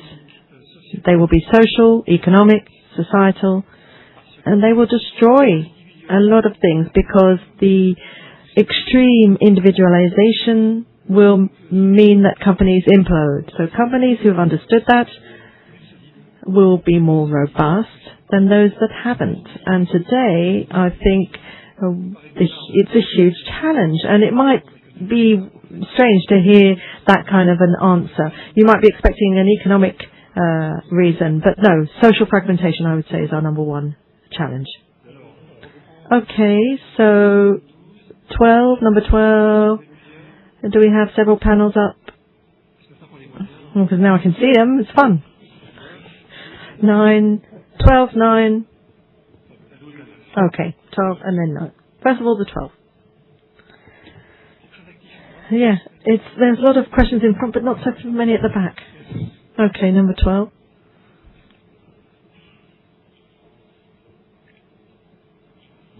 Good morning. Paul Stéphane, individual shareholder. I have a question on the future. We hear a lot about from competitors, that research into connected tyres that could be valid on all types of road surface. Are you working on that? And I have another question on automobile, sports cars. Where are you on the project that you seem to have moved back from? Thank you. So on connected tires, I want Philippe Jacquin to maybe answer that question, and then on motorsports, Alexis Jacquin. Thank you. So connected tires exists, and we already have it for sale, but the future holds a broader offer. I might call it tire intelligence. If you understand how cars move and how they are made, I mean, the Tesla might be a good way of saying you have a chassis, the wheels, and then the intelligence for the car to drive itself. And so for the car to behave healthily, safely, that intelligence needs to know about tires. It needs tire intelligence. And we are working on that information. We have just said that we would bring out a tire digital twin.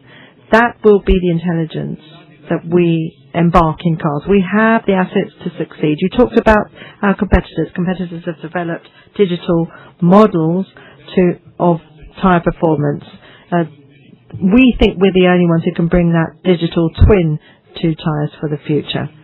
Okay, so that's my answer to your first question. But for the second question, maybe I can hand the mic to my colleague. Thank you, Philippe. Well, Michelin was born in the field of competition. There are two things that really set us apart. Every time that we have entered a competition, we have come out of that competition as well. We were in Formula 1, we were in MotoGP, and prepared to exit. But we always come back.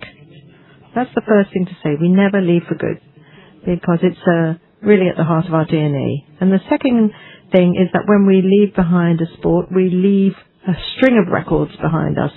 Because when we saw that video on materials, it really shows its worth in extreme conditions, and that's fantastic. This world of motorsports is fantastic for that. We're leaving MotoGP, and we will have left behind us more than 500 wins. Each record that has been beaten in time is fantastic. And having done that, we've done that with tyres that contain more than 50% of recycled or reused materials, and that is really the challenge you have to rise to. That is what being a pioneer is about. We want more performance and use less material. You talked about the WVRC, the rally's champion. We don't take part in that. Take a look at the different comments on social media for the tyres currently being used, and not everybody can perform in all conditions. And the video that you saw earlier with Mikko Marcik, who's the European champion, he said that after he won his last race, he said, it wasn't me, it was Michelin, thanks to Michelin. And I think that speaks volumes. It really tells everyone about the quality of the engineers we have and the quality of the brand. Each and every day, for each competition, we can push back the boundaries, and each start is an invitation to return. Thank you, Alexis.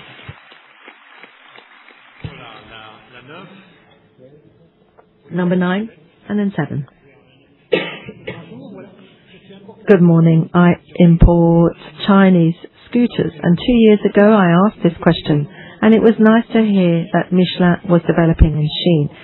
Do you believe that we will have Michelin tyres on scooters?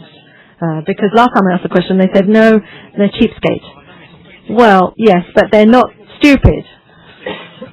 They know exactly that to export something with a Michelin tyre, it's much better. So we have great market shares in scooters, and Jean-Claude will answer that question. But for the Chinese, I don't know, but he will tell us about that. Thank you very much for your question, because 3 or 4 weeks ago I was actually in China and I met the top manufacturer of Chinese scooters, and they don't just manufacture scooters, also other kinds of scooters such as Segways. They bought Segway, the American company. So we are closely exchanging with them, and we hope that maybe we might have quite a good, significant business flow coming from there. So we're working on that right now. But what's interesting is to see, of course, and we are, really monitoring all opportunities. But when I met the boss of this company, he told me that he wanted to work with Michelin. So I think that was recognition, very clear recognition of the quality of our products. And for scooters, I can confirm that everywhere throughout the world, we have market shares that are very encouraging. We are really making a difference on these products in relation to our competitors. And if you've already bought a Chinese scooter, you can change the tyres because they're already available.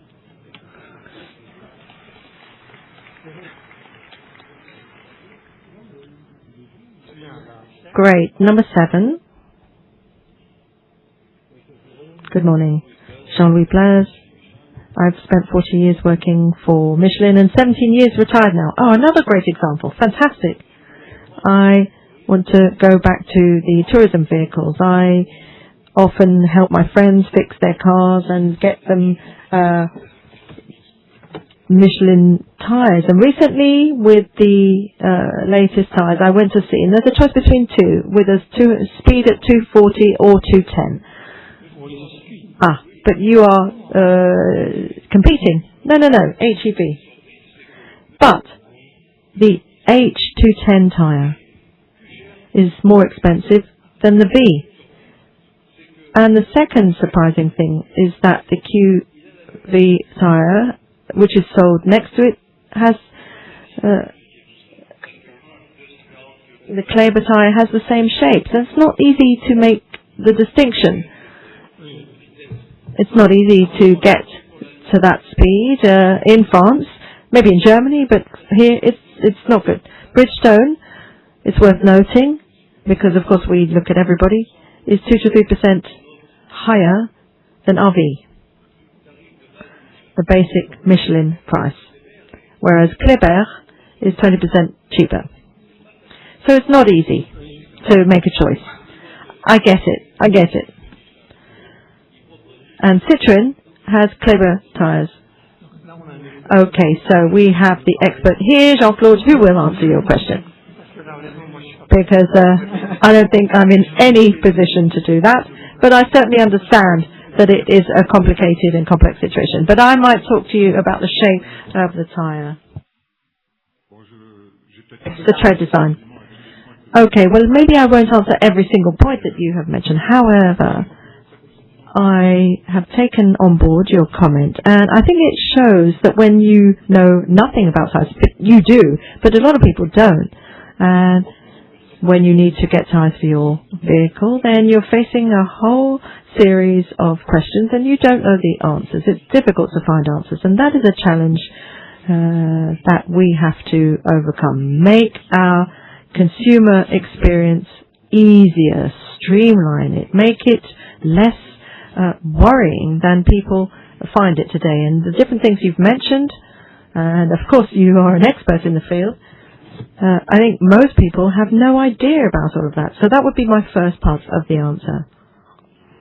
Now, maybe on the speed, yes, of course, there is a speed component for a tire, but according to the couple, the power of the engine, the tire needs to behave in line with that. So we translate that into a speed index, but that's not just because the tire can be used at 210 kilometers an hour for a long time. Sometimes it is oversimplified. There's not just speed behind that.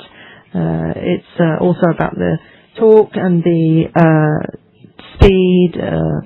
I mean, I won't go into more technical detail, but we need to make our consumer experience much more streamlined and pleasant. Thank you. Thank you, Jean-Claude. And maybe on the tread design, the cross-climate completely changed everything for all-weather tires, because for the first time we didn't start with a winter tire to have one that works in summer too, or doesn't kind of half works in summer. We did something saying, what could we add to this tire to make it work in the winter as well? And Philippe, correct me if I'm wrong, what we have done, the real revolution, is that we have put this special mix into the rubber to make it more supple, but then it becomes more rigid because of the tread, the shape of the tread. So all competitors have done the same things. All of our competitors have done the same things. If you want an all-season that works, you have to have that kind of tread. And we couldn't patent that, so everyone was able to copy it. That shape will therefore be used for all season tires, whether they're Kleber or others. And, unfortunately, that's life.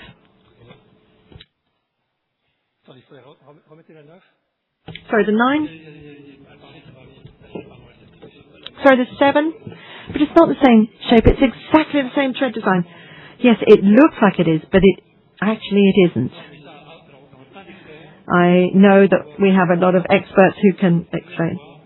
Come and have a chat with them, and they'll tell you it's not exactly the same tread design. There's a question online. Let's take that.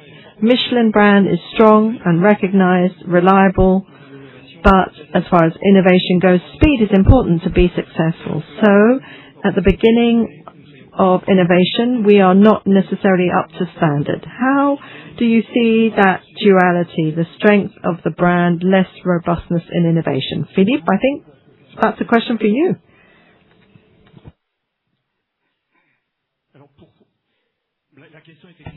It's a good question, and that's the constant challenge that we have as innovation teams, knowing when to offer new technologies, new materials for something that is essential. That's the case for a tire, but not just the tire. That's what Nicolas described as well, and that's why we have a test protocol for our trial centers that is very well equipped, so that right from the get-go, when a client uses that innovation, they can use it safely. Now, of course, that takes time to roll out, to deploy. The first tire needs to be used safely, then we have to run that several times, and it takes time, and we take the time that we need. But then you have to be able to scale up in the industry, and that can take time. But rest assured, the first time a tire hits the road used by a client, the client is safe. Second thing, we say that in today's world, everything is going fast, but each industry has its own time scale. So AI doesn't go at the same speed that our molecules are transformed and changed within our tires. And we need to understand that. We have fast cycles when we bring in a new technology in 5 to 10 years. We have normal cycles when we bring a technology in 10 to 15 years for tires. And our competitors are not going any faster. Nobody has found a way of going even faster. So rest assured, we are watching them like hawks. We want to be the fastest, of course. Thank you. Thank you very much. Now, unfortunately, we have to stop the questions because we need to finish and continue our meeting. So for those of you who still have questions, I suggest that you come and speak to us in person because we will be around. The members of the executive committee will stay around and we'll take time to answer them. So now that this question and answer session is over, I'd like to hand the floor to Benoît Belmarie, who will announce the final quorum count. Another exciting moment in this meeting.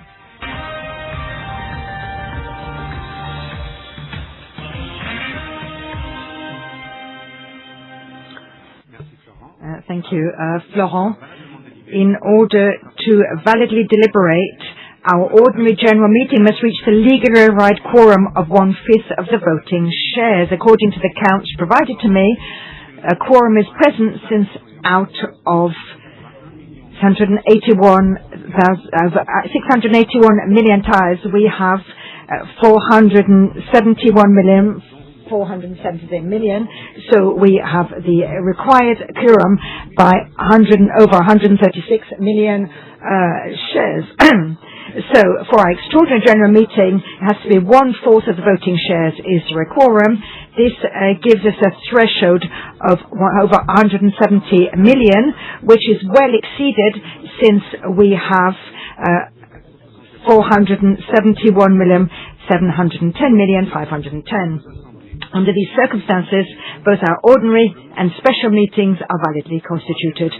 I would like to remind you that voting will take place via electronic tablet, the operation of which will be demonstrated in an instructional video. Une tablette vous a été remise. Elle est strictement personnelle et sert uniquement lors de cette assemblée. À l'annonce du vote d'une résolution, la fenêtre de vote s'affiche automatiquement sur votre tablette, même si celle-ci est en veille. Pour voter, rien de plus simple. Appuyez sur le bouton correspondant à votre choix. Pour, abstention ou contre. Appuyez sur OK pour valider votre choix avant la clôture du vote. Une fois votre vote validé, vous ne pouvez plus le modifier. Merci de bien vouloir restituer votre tablette en sortie de salle. Si votre tablette ne fonctionne pas, If your tablet doesn't work, please raise your hand and a hostess will come and help you. We're now going to vote on the resolutions. We're starting with ordinary resolutions, which must obtain a majority of the votes, i.e. 50% of votes plus one vote. The first resolution, approval of the annual financial statements for the 2025 fiscal year. Voting is now open. Don't forget to confirm your vote by pressing OK.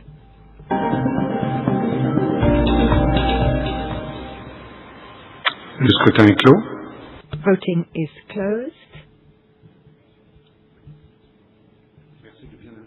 Make sure you press OK for 19.99% of votes, the final resolution for the first resolution is adopted. The second, appropriation of net income for the year ended December 31st, 2025, and approval of the recommended dividend.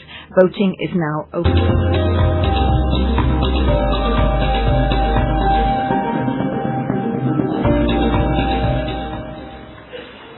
Le scrutin est clos. Voting is closed. Did you say? Pour 99.934% for the second resolution is adopted. Third resolution, approval of the consolidated financial statements. Voting is now open.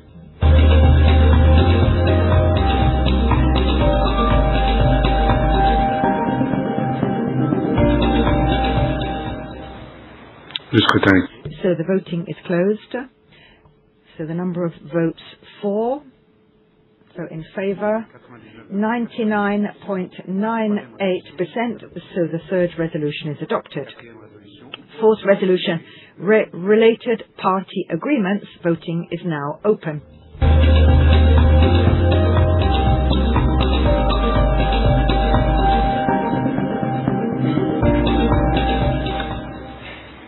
Le scrutin est clos. Voting is closed. So the number of votes in favour, 99.99%. So the fourth resolution is adopted. Fifth resolution, authorization for the managers or either of them to put in place a share buyback program, except during a public offer period, based on a maximum purchase price of €55 per share. Voting is now open.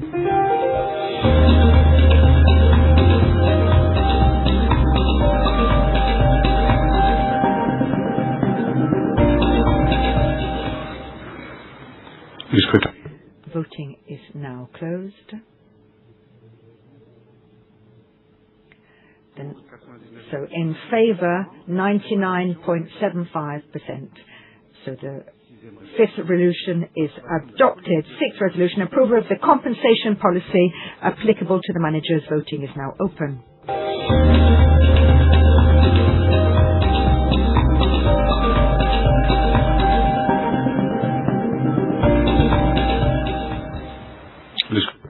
This voting is closed. Number of votes in favour, 92.48%. The sixth resolution is adopted. Seventh resolution, approval of the compensation policy applicable to members of the supervisory board. Voting is now open.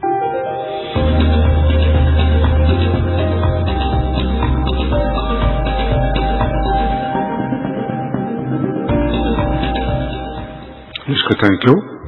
Voting is closed. The number of votes in favour, 99.73%. The seventh resolution is adopted. Eighth resolution, approval of the disclosures concerning the compensation packages of the corporate officers. Voting is now open.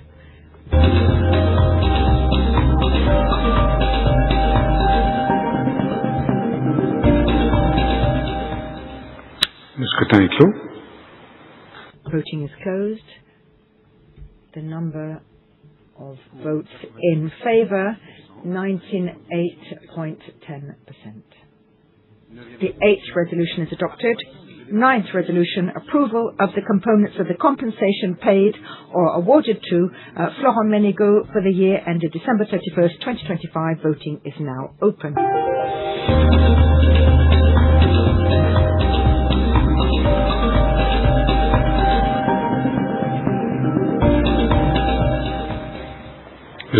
Voting is closed. The number of votes in favour stands at 95.98%. So the ninth resolution is adopted. The 10th resolution, approval of the components of the compensation paid or awarded to Yves Chapeau for the year ended December 31st, 2025. Voting is now open.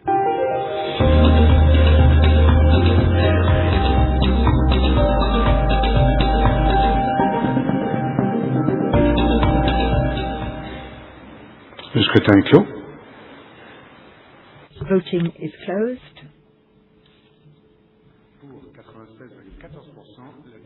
For 96.14% in favour.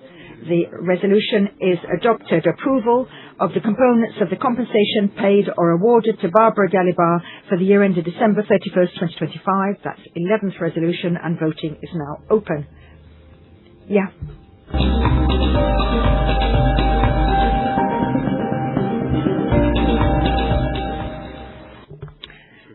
So voting is closed.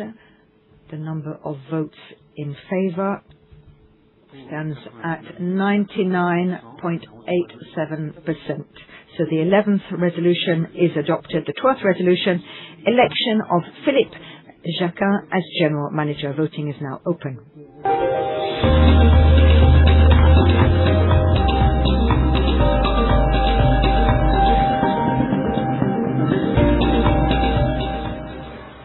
Le scrutin est clos.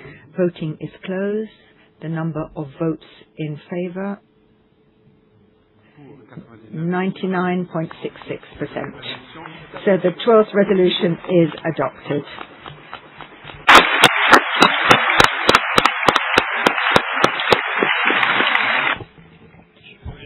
I'm pleased with the adoption of this vote, of this resolution. Perhaps, Philippe, you would like to say a few words? Well, I'm a little bit emotional, but yes, thank you. Firstly, dear shareholders, a few words for you. I wanted to say thank you.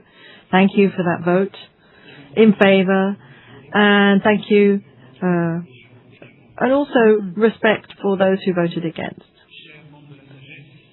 Dear members of the board, dear Florent, when we were preparing this nomination, we met several times, and I saw the trust that you put in me, and I want to thank you for that.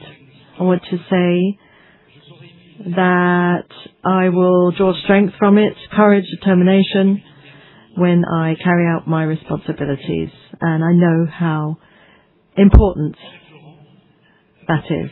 Dear Florent, thank you for your leadership, the strategy that you have taken us towards, and I'm really pleased to be joining the board. And I will work by your side with discernment, with enthusiasm. Dear colleagues here and those listening to us online, sometimes very far away, for now 28 years that I've been with Michelin, I've been fortunate to really experience that Michelin world and its values. I want to say thank you for that, because those human values have allowed me to develop.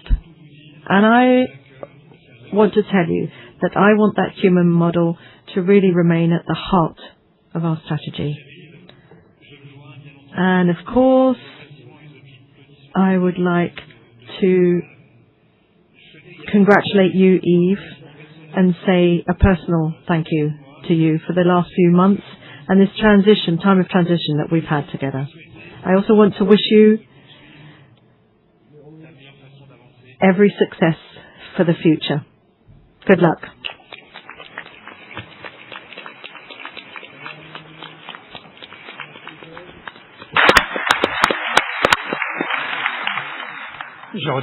I give the floor back now to Benoit for the remainder of the vote on the resolutions. Thank you, Florent. So vote on the 13th resolution, the re-election of Thierry Le Hénaff as a member of the Supervisory Board. The vote is now open.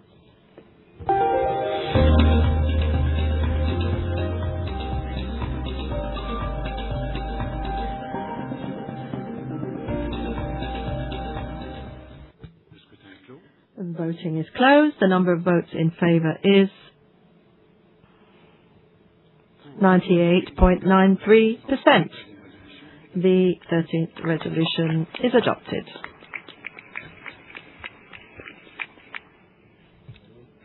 14th resolution, the re-election of Monique Leroux as a member of the Supervisory Board. The voting is now open.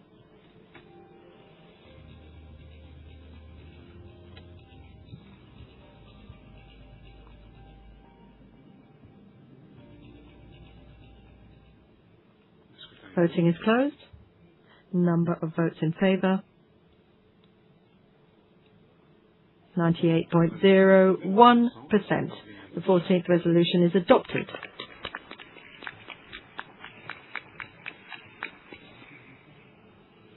15th resolution, re-election of Jean-Michel Séverinou as a member of the Supervisory Board. Voting is now open.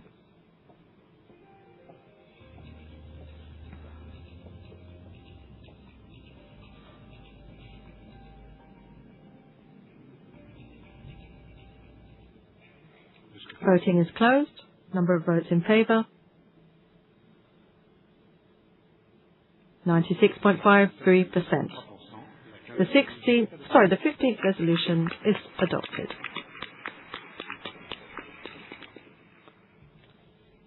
16th resolution, election of Anne-Sophie Lotgering as a member of the Supervisory Board. Voting is now open.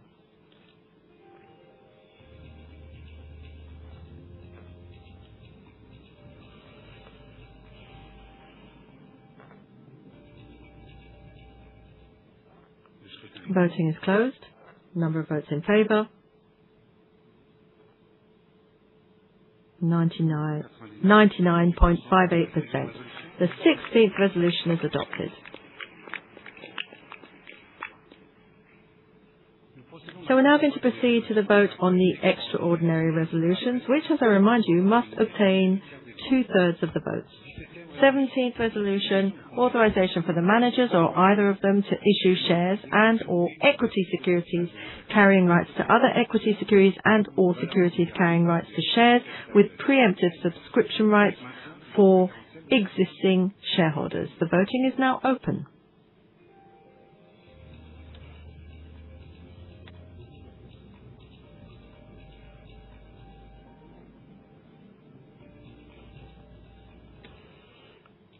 Voting is closed. Number of votes in favour,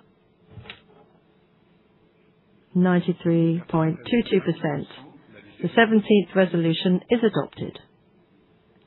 18th resolution, authorization for the managers or either of them to issue shares and or equity securities carrying rights to other equity securities and or securities carrying rights to shares through an offer governed by Article L4412, Paragraph 1 of the French Monetary and Financial Code, without preemptive subscription rights for existing shareholders. Voting is now open.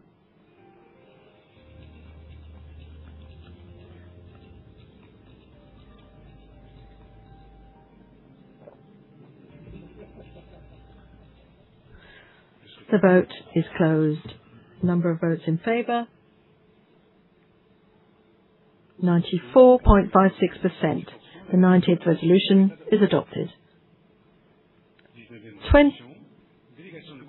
19th resolution, authorization for the managers or either of them to issue shares and or equity securities carrying rights to other securities and or other securities carrying rights to shares through public offer, not governed by Article L4112, Paragraph 1 of the French Monetary and Financial Code, without preemptive subscription rights for existing shareholders. The vote is now open.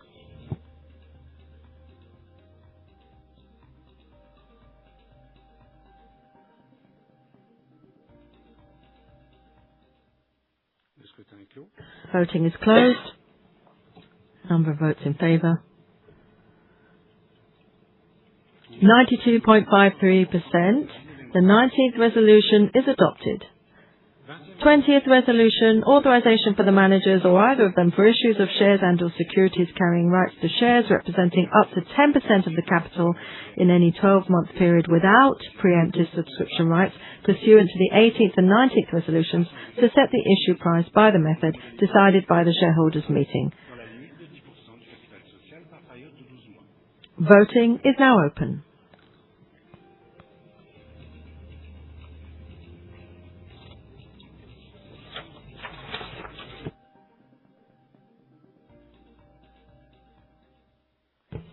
Voting has closed. Number of votes in favour, 94.27%. The 20th resolution is adopted.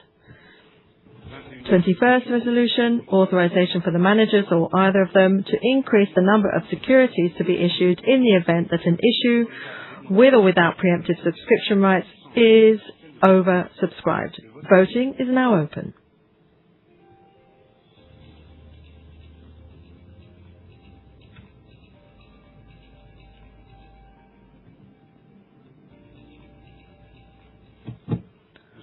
Voting is closed. Number of votes in favour: 89.84%. The 21st resolution is adopted. 22nd resolution, authorization for the managers or either of them to increase the company's capital by capitalizing reserves, income, or additional paid-in capital. Voting is now open.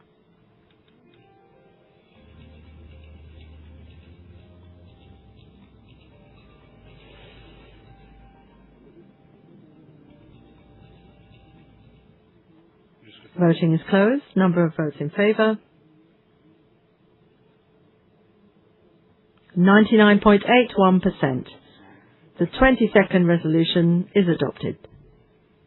23rd resolution, authorization for the managers or either of them to increase the company's capital by issuing ordinary shares without preemptive subscription rights for existing shareholders in connection with a stock-for-stock offer or in payment of contributed assets. The voting is now open.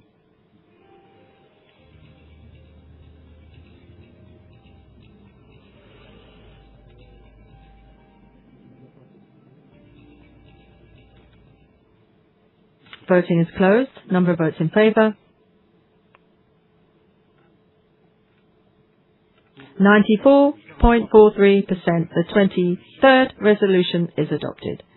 24th resolution, authorization for the managers or either of them to carry out a rights issue for members of a group employee shareholder plan and/or restricted share issues without preemptive subscription rights for existing shareholders. Voting is now open.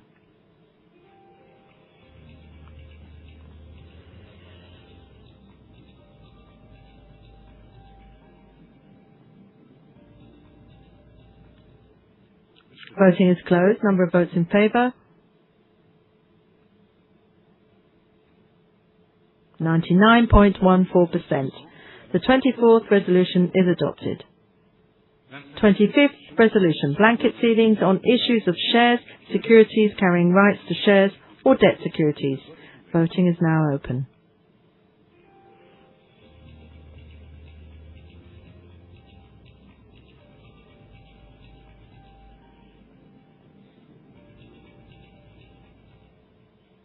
Voting is closed. Number of votes in favour: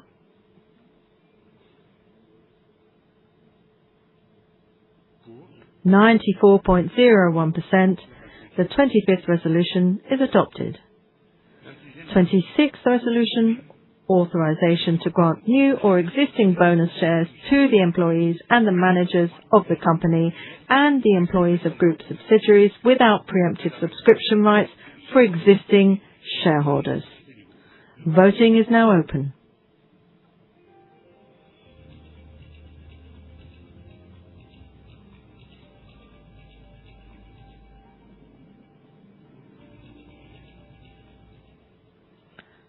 Voting is closed. Number of votes in favour: 94.9%. The 26th resolution is adopted.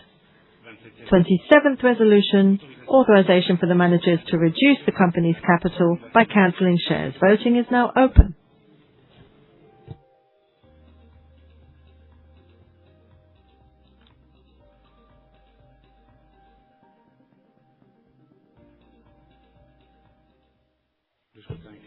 Voting is closed. Number of votes in favour: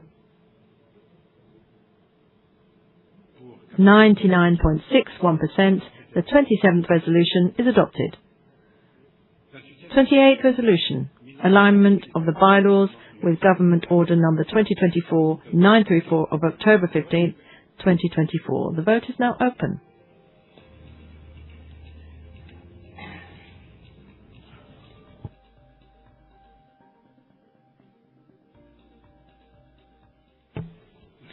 Voting is closed. Number of votes in favour: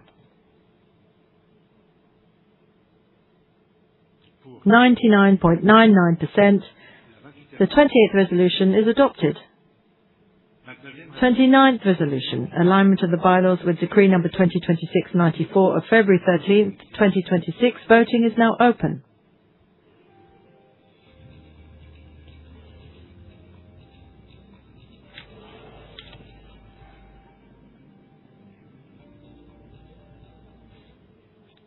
Voting is closed. Number of votes in favour: 99.98%. The 29th resolution is adopted.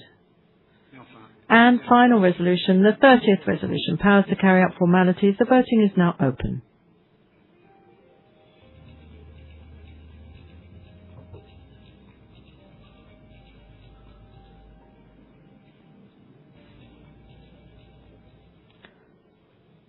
Voting is closed.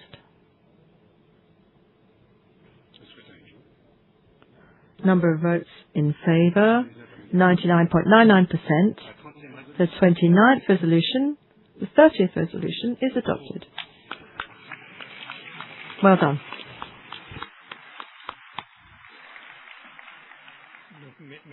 Thank you very much, Benoit.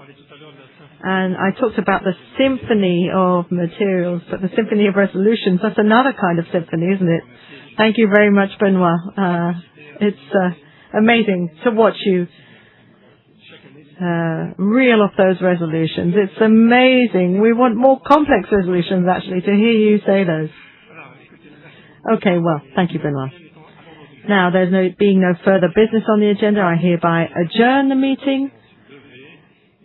Thank you for your presence today, your loyalty and your trust. And you're invited to enjoy refreshments in the lobby shortly. And I hope to see you again next year. Thank you again. Thank you for your commitment and thank you for standing by us.